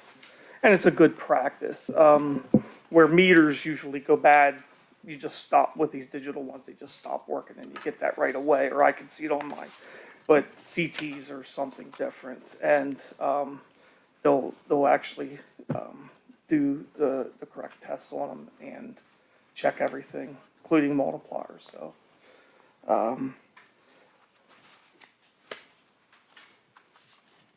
We also are finalizing the agreement with the electric module part of this customer service web portal that we've been working on for a while. So we hope to have it all rolled out as one package with Sally's part of it and my part of it with, the electric end of it, and they've kind of had an update since the last time we've talked to them, and we really like how the design is. And it's something that's been long overdue for our customers to be able to get and engage about their history and so forth. So that should be, they didn't give us an idea or a time frame, but I don't think it's going to take super long for them to have that. And then through that portal, then they can do their web payments and so forth. Another thing, Public Works is going to look into our no parking requests that we get. We get so many of them. Lots of times we get some for the same businesses over and over. Don't know if you know it or not, but it gets pretty involved sometimes from Grace getting it or Ken getting it, to happen to go to the mayor for approval, for us to have to schedule it, to put cones out, signs, to bring cones back. And quite frankly, we're one of the few municipalities anymore that don't charge something for that service. Some places you have to go pick up the signs yourself, you pay for the signs, and you put them out yourself. So there's different ways we can look at and explore and see what council kind of prefers, but as long as you give a service away for free, people will take advantage of it more so than they need to, and we're finding that out on some of these. So if you have any suggestions, feel free to call me or email me ahead of time, and we'll take them all into consideration as staff moves forward with coming up with something for that. Lastly, I have HIA contacted me, the gentleman that's in charge of their utilities out there, about exploring again for a possible solar project with them. And I will be meeting with him and see what he has to say if there's another property that he's talking about other than the flood zones. But he also wants to talk about the flood zone properties. So again, Ken and I know there was some talk about the borough maybe trying to take them off their hands. I don't know if that's still. Well, they approached us about a year ago. Yeah. Yeah, about What is would it? be interested. I don't understand, what is HIA? How would they be involved? They want to do solar? I don't know what the reasoning is for their solar. Sound like they want to put solar panels maybe on Right. their vacant lots that they own in the borough, and then somehow partner with us to Get the electric. Yeah, I'm not sure if What that's. vacant lots in the borough does HIA? But they're in the Wood flood and zone. Pike, I'm sorry? Wood and Pike, Susquehanna Street. Out by, south end of town. They have what? South Wood One on Street, Pike. Susquehanna or two on couple on Susquehanna I think Street. there's are two. those flood zones, are they part of the, Master plan. no, are they? They're part in of the floodplain, but they're not part of the FEMA mitigation project. They are part of the airport noise ordinance project that took those homes away. So they wouldn't have to be concerned with the FEMA covenant, because there's no FEMA covenant on their deed, but they would have to be concerned with building in a floodplain. Well, you can do like a carport style structure where it's. put Yeah, it well, by- they also have that big piece of property like behind or beside the sewer plant down there that I'm not sure is in the They flood do. zone. That's in the flood zone, yeah. Oh, was that underwater? That's in the 100-year floodplain. Yeah, Oh, the okay. 100-year floodplain goes the whole way up to the wastewater treatment. Their problem is a normal solar system, you're backfeeding your meter, which is reducing your electric. Correct. You need that meter. They don't have that meter. Correct. So Yeah, they don't have so- anything to. It would probably be a power purchase agreement or credits or something. I don't know yet. I shouldn't be talking out of line because I'll have to see what he would like to explore. What kind of Maybe we partnership. could explore selling them some connecting and hooking them up. We could put a meter right on the borough's edge and supply them, yes. With that said, GDS is still doing their evaluations and stuff I'm not opposed to for us, for like a project of this sort. Problem with Middletown is we're limited on properties we can put this. I do know of one property that is for sale that is in the prime location, and I'm not sure that it can be built on, and that's right there at the bend at Lower Swatter at the high school. Oh, yeah. There's a gas line there. So to me, that's 24 acres. 24 acres can get you how many megs on the solar system? Oh, my God. Maybe 4, 5 meg? Oh, easily. Yeah, so, and if you put a tracking system on and that faces the exact way you want to face, Southern face. there's no trees around, I personally think the borough should explore purchasing that property. It's up for sale right now. But there's the Keystone Pipeline underneath that? The Keystone, well, there's a It's a pipeline that pipeline. goes through there, but you know what, that's, Centered in the property. I know. yeah, I watched that's it go usually not a big deal. You just put your things left or right and, Last time I checked, they wanted $1 million for it. is that $1 million? I know it was 240, it was purchased 4 years ago. in. But $1 million, you know, that all fits into whether or not Well, that was, that makes the, I called 4 feasible. years ago, so. yeah, and I'm not sure if it can be built on. I really don't know. As narrow as it is, I don't know what they could get in there. Solar would be perfect. I agree. The And property's actually deep. That goes from, Union, and it goes all the way back to that tree line. That's all open field right now. And it goes from that one house that sits across from from Reed. There's Okay. one house at the end of that, and it comes down all the way to the corner, and now the corner is also for sale. I don't know if you Okay. know, that's a separate property. When you're coming down Union, and you're looking at the high school right across from you, when you're looking to your right to make sure no cars are coming from like Oberlin, that corner is. so all- maybe that's the for sale sign I seen, and No, maybe they're that both other. still for sale. Oh, are they both? The corner just became for sale. Okay, I thought the other one was. I heard the other one was sold, but then I seen that sign there. Yeah, I don't believe that other one ever sold. All right. Again, Yeah, How I many just. megs, how many megs do we sell a year? Pardon me? How many megs do we sell a year?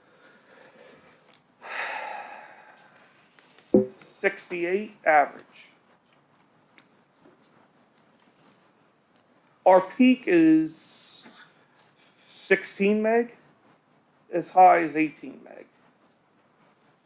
So that's our peak during, it used to be during winter, but I think we're starting to make that transition now to be a summer peaking utility. But even if you take, 4 megs off, our pass-through charges, and our capacity charges are 1/3 of our bill, and that's considerable. When you're talking maybe $2.5 million a year for pass-through charges, that's if you can eliminate 4 megs off of your capacity, transmission, and so forth, during your peak. And as you see around us, we were lucky to lock in what we did for our power. Well, that's where I'm at, because I'm looking at lots of other utility providers having going through the 20, roof, 30% increases, and we're holding the ground. including municipals. A lot of municipals that are with AMP, and it has nothing to do with AMP, has to do with just the cost of power went up, and they pass it on. We locked in the way we did. I don't think you're going to see favorable load following contracts like we have. I'm not sure you're going to see that No, in it's the over. future. It's over. Yeah, It's over. that may be over. So the time is to really All the more consider. reason We maybe. have, we How many- have how m- 5 years here. We have 5 good years to get stuff in line, and possibly, save money to help future increases. If it were to be a double digit, you look at having a substantial savings for that. I know we have the trust, but there's also a separate savings that you can have that they recommend to eliminate that and help soften that double digit blow when it comes to increases. So we got 5 years to plan for this, and I think we do everything in our power to do the best possible job we can, this, including looking at renewable energy that's going to save us money. Well, I'm just shooting from the hip here, but if the real estate's $1 million, Oh, well, is it I so? didn't check these. If it's right around $1 million, Mhm. and you maybe spend 2-3 million on a solar system there, your ROI could be pretty quick. Could be pretty quick. And you're talking, you know, it's a 25-year investment. So Longer. even though right Longer than now, that. It's it may longer than not that. look as though, you know, for the next 4 or 5 years. I think your ROI would be quicker than 4 or 5 years. Well, I'm not sure on that. Lots of times the return comes a little later in the season, especially with the way we're structured right now with our power purchasing. That return, I think, would be more in the middle of the project. But regardless, not just that, peaking generators, they're out away from residential areas. That may be the place to have. There's gas out there. We're limited on the number of places we could put them. The other thing I was thinking was Vastines is for sale. Do we look at purchasing Vastines and including that in with the substation plan for all the stuff that we have, the buildings? You know, we're, like I said, we're living out of I don't know how many different garages. Also, that may be an area that could possibly have these peaking generators that they're putting in are very quiet anymore. And there's four or five municipalities that I know that have already gotten them. They belong to AMP. They were contracted with AMP, and they got them as a return. They don't have to pay a thing. The savings pays for the debt service off of it. So unfortunately, we're not part of AMP, and really that was more so in the PPL zone. So we're in the Med Ed zone. PPL had, you know, great increases on their. I think Med Ed, we're going to see our increases here shortly because I've seen the investment into the transmission lines that they're doing. So that those increases will be coming from Med Ed on our transmission pass. We're in the first year of. We're in the first year Of the 5 year. 5 years. And imagine if we weren't transferring 1.6 million every year. Be well on your way to getting some property and doing exactly what you're saying. So, like I said, I may be bringing some of these up. And these are just little ideas that I'm throwing at you. Don't hesitate to call me, and we'll, you know, I'm always looking for other ideas. I'm looking for, you know. Greg, didn't you ask an engineer to look at? Yeah, they are. Some information on? They are. I just would hate for them to come back and say, yeah, you know, you're missing out on the opportunity to put solar and then have nowhere to put it. Because you Yeah. got to be close to your. So part of what you asked them is not to look at the areas around here, just to look at the numbers, what it would cost? Yeah, you have to. They have to justify the cost, the project. So they would justify. That's what happened in some of these other public power places, like, was it, who did one, Lee Heighton or somebody? Correct, They that couldn't was through- justify solar, it was cheaper to put in a gas-powered large generator that they would run to generate power during their, what he calls their peak time, like when there's a lot of air conditioning running, you turn them on to keep your peaks down, because they set your transmission charges based on your peak. The higher your peak is, the higher your transmission charge is gonna be for that next contract. Correct, for the next year. Yeah. So if you know, I can tell usually when we're gonna have a peak day, if I could really just go out and shut half the town down for. Yeah, but the that- nice thing with solar, it you're would- getting it would that every help. day, not just your peak. I mean, you're getting that every day, Correct. every day. Does Chambersburg have some solar now? Yeah, Chambersburg has solar. They have some gas. They have a bunch of different. They definitely have diesel generation. No. Or I'm sorry, natural I mean- gas generation. So, okay, that's all. Greg, you mentioned Vastine. What would you do with that, though? Would you? It would be, well, I don't know. It would be all, you know, whether or not it would be demolished and something built bigger there, or that's where you would put like a peaking, because right beside your substations is where you want it. Quite frankly, you can't do it down there in the flood zone. And I was thinking about where could we put something down there? Generator, Yeah, and you don't want it anywhere near, you know, when you make a $2 million investment on peakers, you want But the possibility could exist if Vastine was acquired. Yeah. That To put it- facility up there could be done away with. Correct. The what? The highway shed, the comp, Oh, no, you're not getting rid of the highway shed on Bastian's little property. you have to have That's something too bigger. small of a property. You may be able to put, I don't even know if you'd get your electrical equipment in that building. You would have to definitely build something. If you're looking to do a building there, I'm looking For the power. possibly both or whatever, maybe the power or, Well, Greg, sometimes some of these generators of the size you're talking about to cut the peak loads, like the one that's at the wastewater plant. correct, They put them in a building for soundproofing. correct. So I don't know if that building would be adaptable to that, or if it'd have to be leveled and something new built. but- Yeah, and I'm not sure on that. I'd like to, I'm gonna probably take some tours of Lee Heighton and some of these other places and put them in, because they said they are very quiet. Some of them are real close to You residential. should look at the size that we have right here in town too, and then find out when they're running it, just to see Yeah. if that, how well that building works for soundproofing when that thing runs. That one down there is in the The building? wastewater plant's in a building, Okay. with soundproofing on the walls. inside Yes. the building. And that's a 1 meg gen down there. Yeah. And we're not, it'd be nice if we could have them put that online during a peak, but now that the borough don't own it, You'd have to pay them to do that.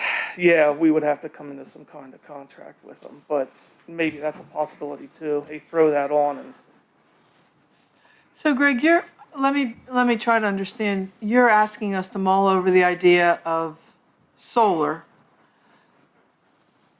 However, that includes some kind of time-sensitive real estate purchase? I think properties are the time sensitive, and I'm not trying to put the cart before the horse, but sometimes when you see an opportunity, such as Vastine's or that property out Right. there, sometimes it doesn't make sense to pursue it.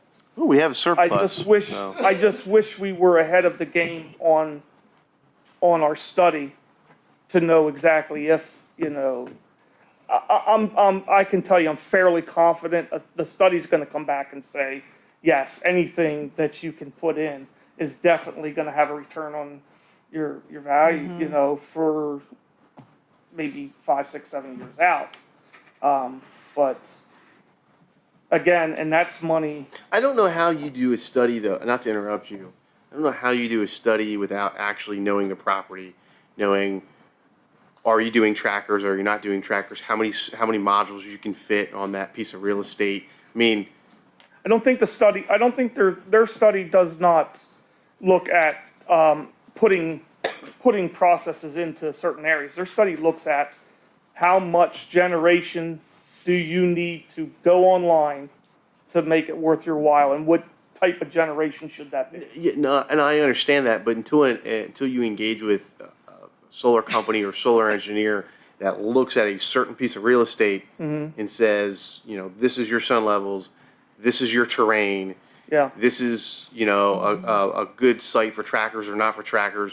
We can put 1 meg here, we can put 8 meg here. I mean, how could you ever? Again, that's for the You would almost engineers. have to engage with an engineer for a Correct. specific Site. site. But- And, because one site here may be completely different from another site over here. Yeah, but you know as well as I do, as far as solar, you can get a real good idea on that. The way that solar face is perfect for how the Yeah. sun comes exactly across. Now, Ephrata, I think, if I remember right before I came back, we started a solar project down there, and I think that was on 24 acres also.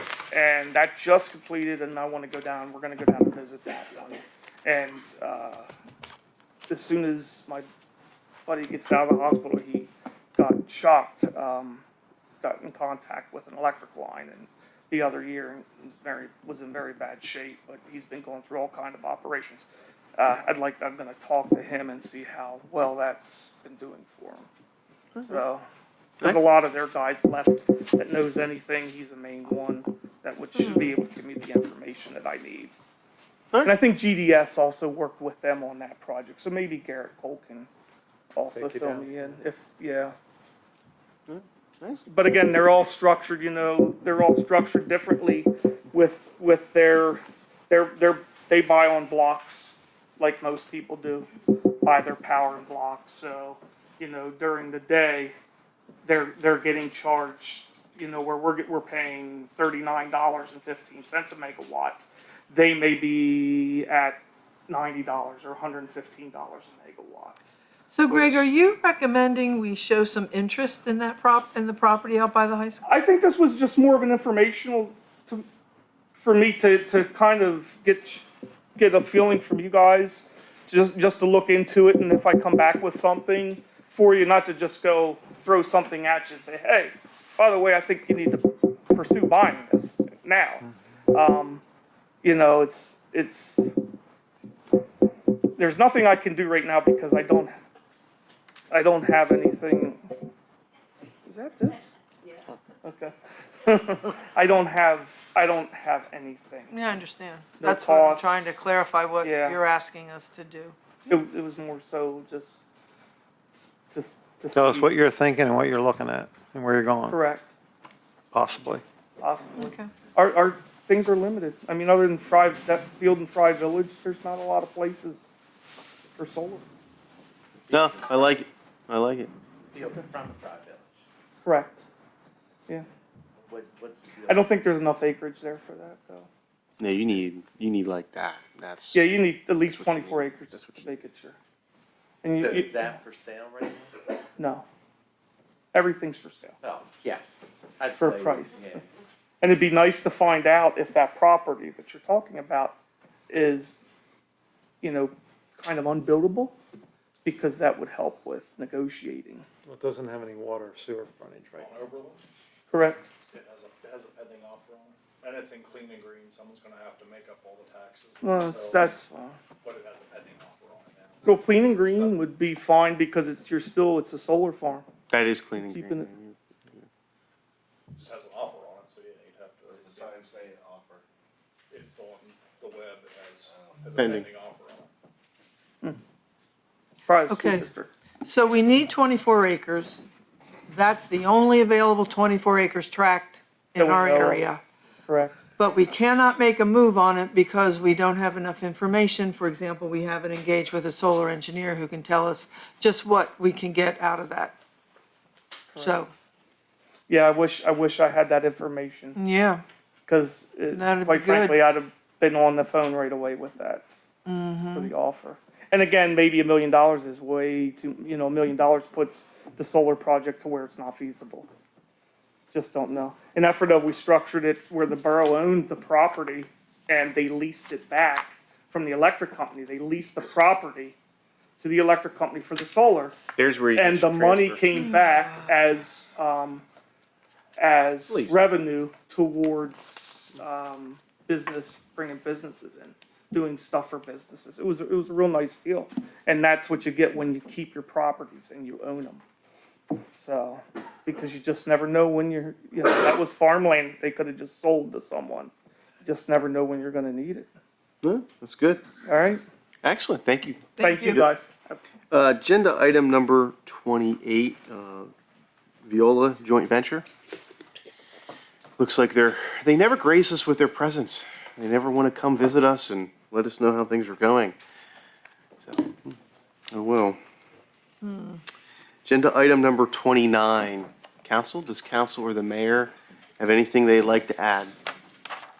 I don't have an addition. I do have a comment. I was approached by a previous mayor of the borough this morning, and he questioned me on as to why the Borough Hall wasn't decorated for Memorial Day. And through my conversation with a certain member of staff today, my understanding is we no longer have any decorations for this building. Really? For Memorial, 4th of July, those kind of holidays. Just putting it out there for y'all. Yeah, we should look at a catalog and look at some decorations.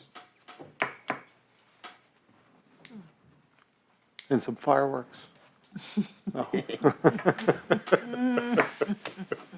Any other council agendas?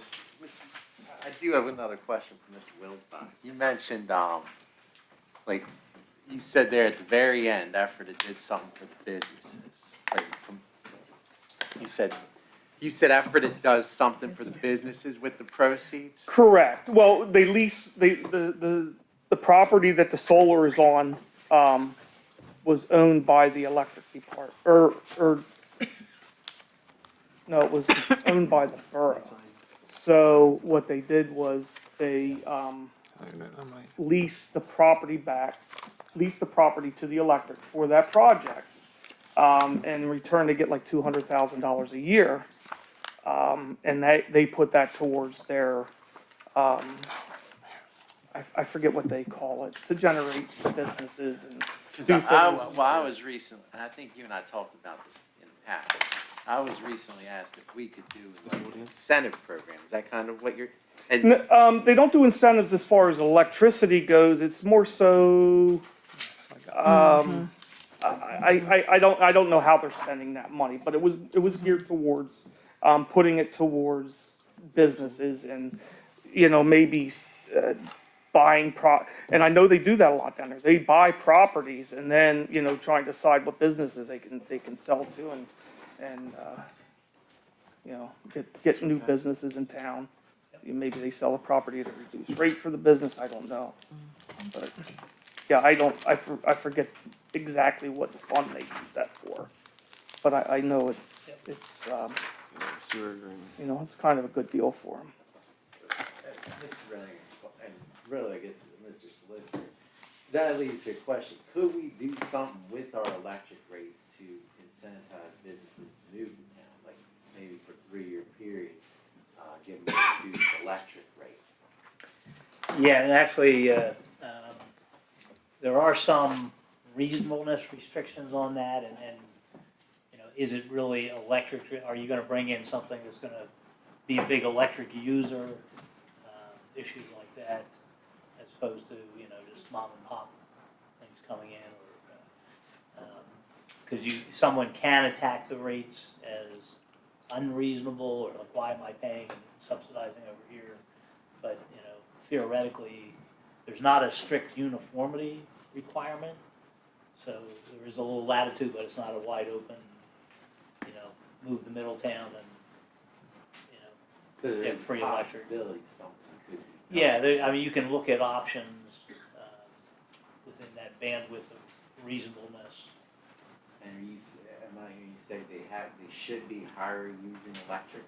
Well, part of it is, as I understand the theory, you should be looking at it in terms of the electric system and whether it's, kind of creating more ratepayers there and generating money there, as opposed to generic business development of, which would be more suitable normally to, like tax abatement, Keystone Opportunity Zone type of thing, And we Yeah. do that now when it comes to a new business needing electric service. We'll evaluate whether or not that the revenue generated from the electric will pay, the costs. And you can waive the fees for like them buying the pad mount transformer and so forth. Mr. Labraney was one of them. When we did the upgrades, he didn't have to pay for a new pad mount transformer or the spare that we had to buy to cover in case there was an incident down there. So Woodland Hills was one. We look at the return on investment and, try and figure out, okay, we can handle the pad mounts because we'll make that back in 7 years or 6 years instead of, and that helps, whether or not it's their bottom line also. So if they had to pay for the pad mounts, the project might not look as, lucrative as if they didn't have to pay for it. So the incentive there was a discount in their upfront In cost to construct. Service, correct. But not a discount in their rate paying. Correct, not a discount in the rate. So that we do that in a way, but it's more so for new construction. It's kind of like Jim Yeah. said, bigger projects. Yeah. Correct. Do bigger projects. More? I get, can you see what effort it does there? Yeah, I definitely, I'm gonna, There's something how we. yep, I'll find out exactly what they use that fund for. But they also have 20 employees. Yeah, they got a lot. They got a lot of employees. But I can sign it. Bigger residence. Yeah, it's not much bigger than the town. 3 miles or 3 miles of town. They just had a lot more property that they could put systems on, like we're talking. We're limited, and that's why I think maybe, I truly think looking into Bastine's is something that the borough should really, really consider. Just because it's right there at our substation, and we don't normally have opportunities like that to get property that we may be using for peaking, something peaking that's right beside the substation. What is That's their where you would max want it. price? 200, 220. So I didn't think that was awful bad for a business like that. For a garage and business these days, but, maybe I'll come back with a recommendation in 2 weeks. Yeah. Come on. I think it sounds like a good deal. All right. Thank you. Thank you, Thank Mr. you, Greg. Rosenbach. Eldridge. At this time, do I have general public comment?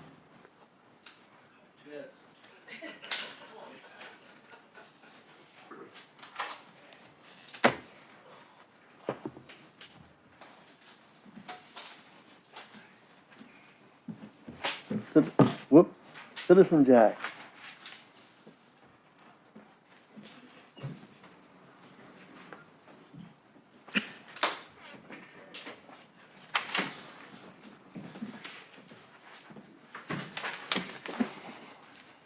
There's no writing on it. Yeah, I need that. There you go. Here's Scott. Oh, you got it.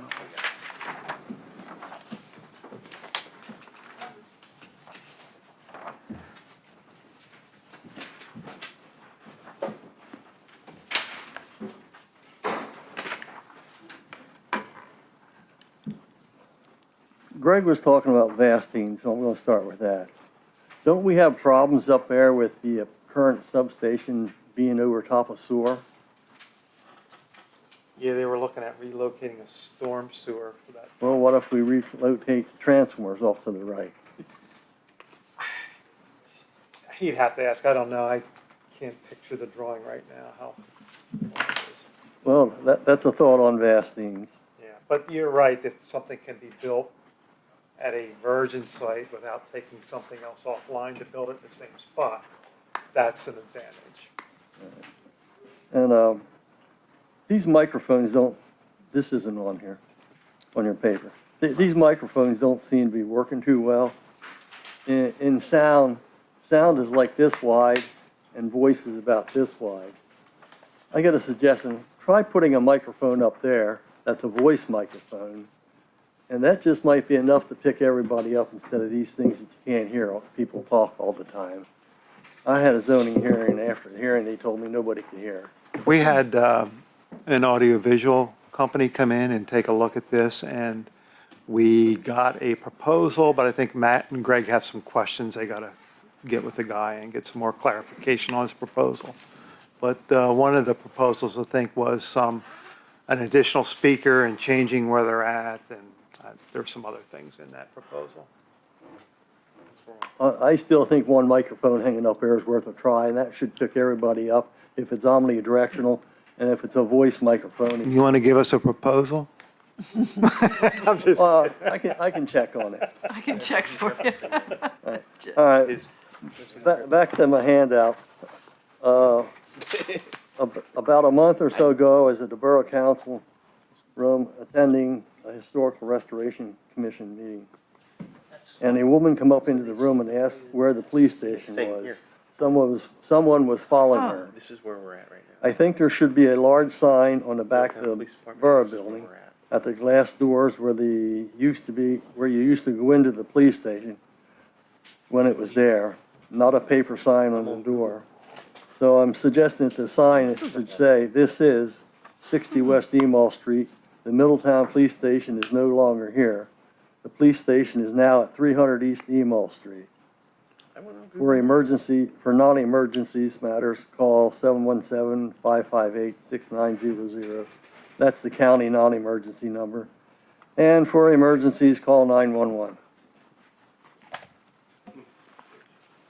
That's weird. It's interesting, because he just typed that in his phone, Google Maps. and it gives this address, and I just type it in my phone, and it gives the current address. Oh. Yeah. Weird. It's an iPhone. Did you type Middletown Borough Police Department, the whole?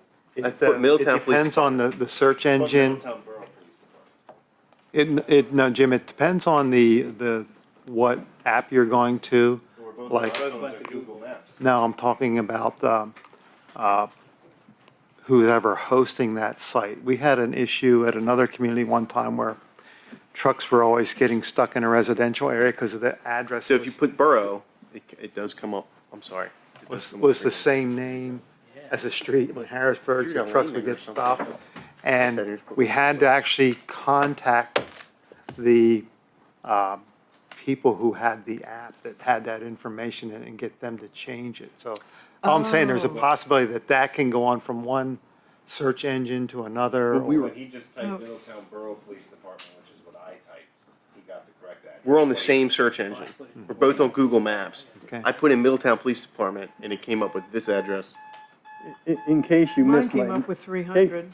if you missed my note, this is my portable GPS that I sit in my dash. But that, okay.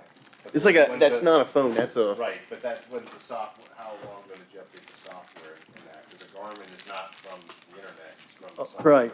Right. I do that every couple months.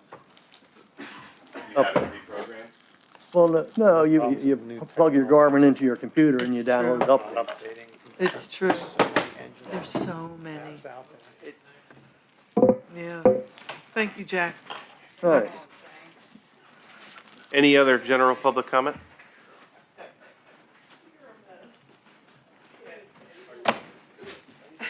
Two questions. I thought on your manager's report, there was something on there about the Suez water increases. Did I read that right? 18%? Yes, you did. And that starts January? Well, no, it's not firm yet. They're giving estimates at these operation committee meetings Right. that they have. And they approached council some months back and said, hey, the way we see inflation going. And they've discussed it at a couple operation meetings, what they're anticipating happening with the, what they call the margin and rate index. The rate is 2.5% annually built into the contract, and the index is the CPI index each year. Right. Under the previous administration, several years, the CPI was always running at 1 or 1.5%. So we'd see 3.5 or 4% rate increases. Right now, it's running at 7.5. So 7.5 and 2.5 is 10, percent just on the margin and rate. And they're Plus they're allowed to increase it. well, you had the project cost that they're doing now, they're looking at Watershed trying shortfalls? to Well, pump that's out not included in that. No. $8 million worth of projects this year, and the capital cost recovery, they said, an estimate on recovering $1 million is around 1%. So you take 8 million in project Right. times 1%. 8% added to your 10% margin rate could be an overall 18%. 18% plus the surcharge. Could be that they're in gonna charge. January of Plus the 2023. surcharge. I just thought I remembered seeing that. The other thing, on this concrete on the corners with the handicap, does that apply if you're selling your home? Like, I know that they come out and do a sidewalk inspection. Yeah. Are they going to deem somebody that lives on a corner to have to do it before they sell? I would, No, we are not saying, because we don't have this resolved. So if that happened last week, like I think it did, or a couple weeks ago, we say, just fix your sidewalk. Okay, at this point. We're not gonna have you engineer a handicap ramp, because people don't know where to go to get that done, Right. don't have the resources. But eventually, we'd like to address that somehow, where when these things are getting torn up, that maybe there's a resource that we can help with to get the proper ADA curb in there at that corner. Okay. I was just curious if people are selling their homes and they're gonna have to redo their Yeah, no, we're thing not. because they're selling, that's gonna be an issue with. Yeah. We're gonna take 10 grand off their Yep. asking. Thank you. any other general public comment? Do I have a motion to adjourn? We will be I'm sorry, go ahead. Sorry.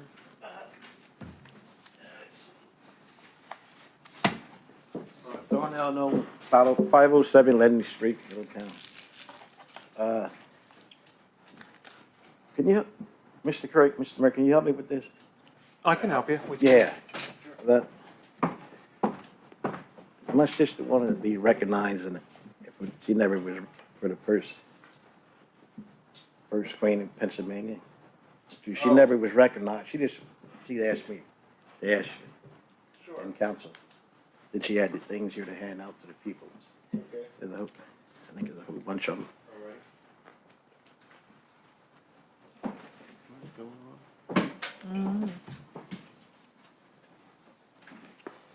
Thank you.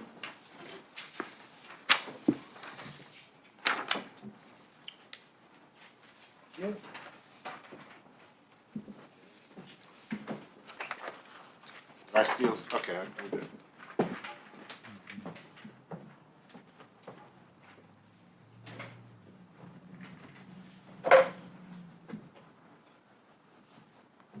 Give us a second, John, now we're just reading through this. Okay, take your time.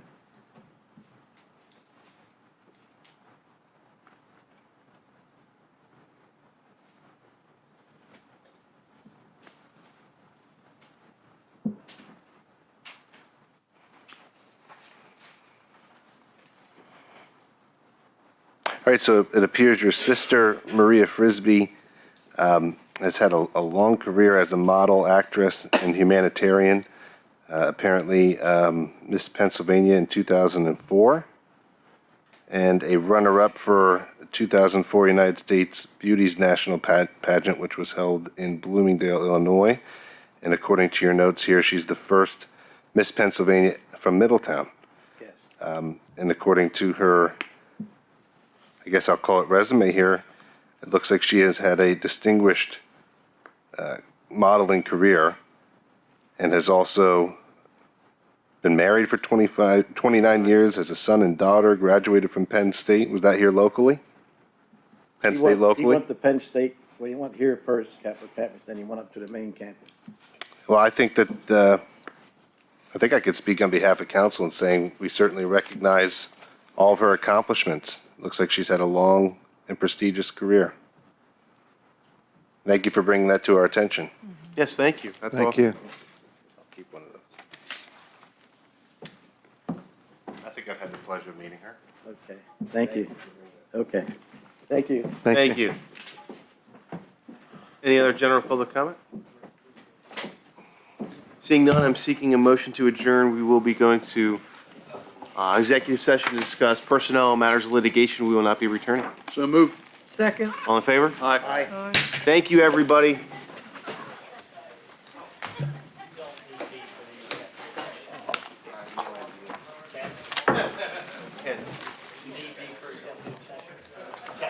I'm hearing you. I'm looking to see what's on my list.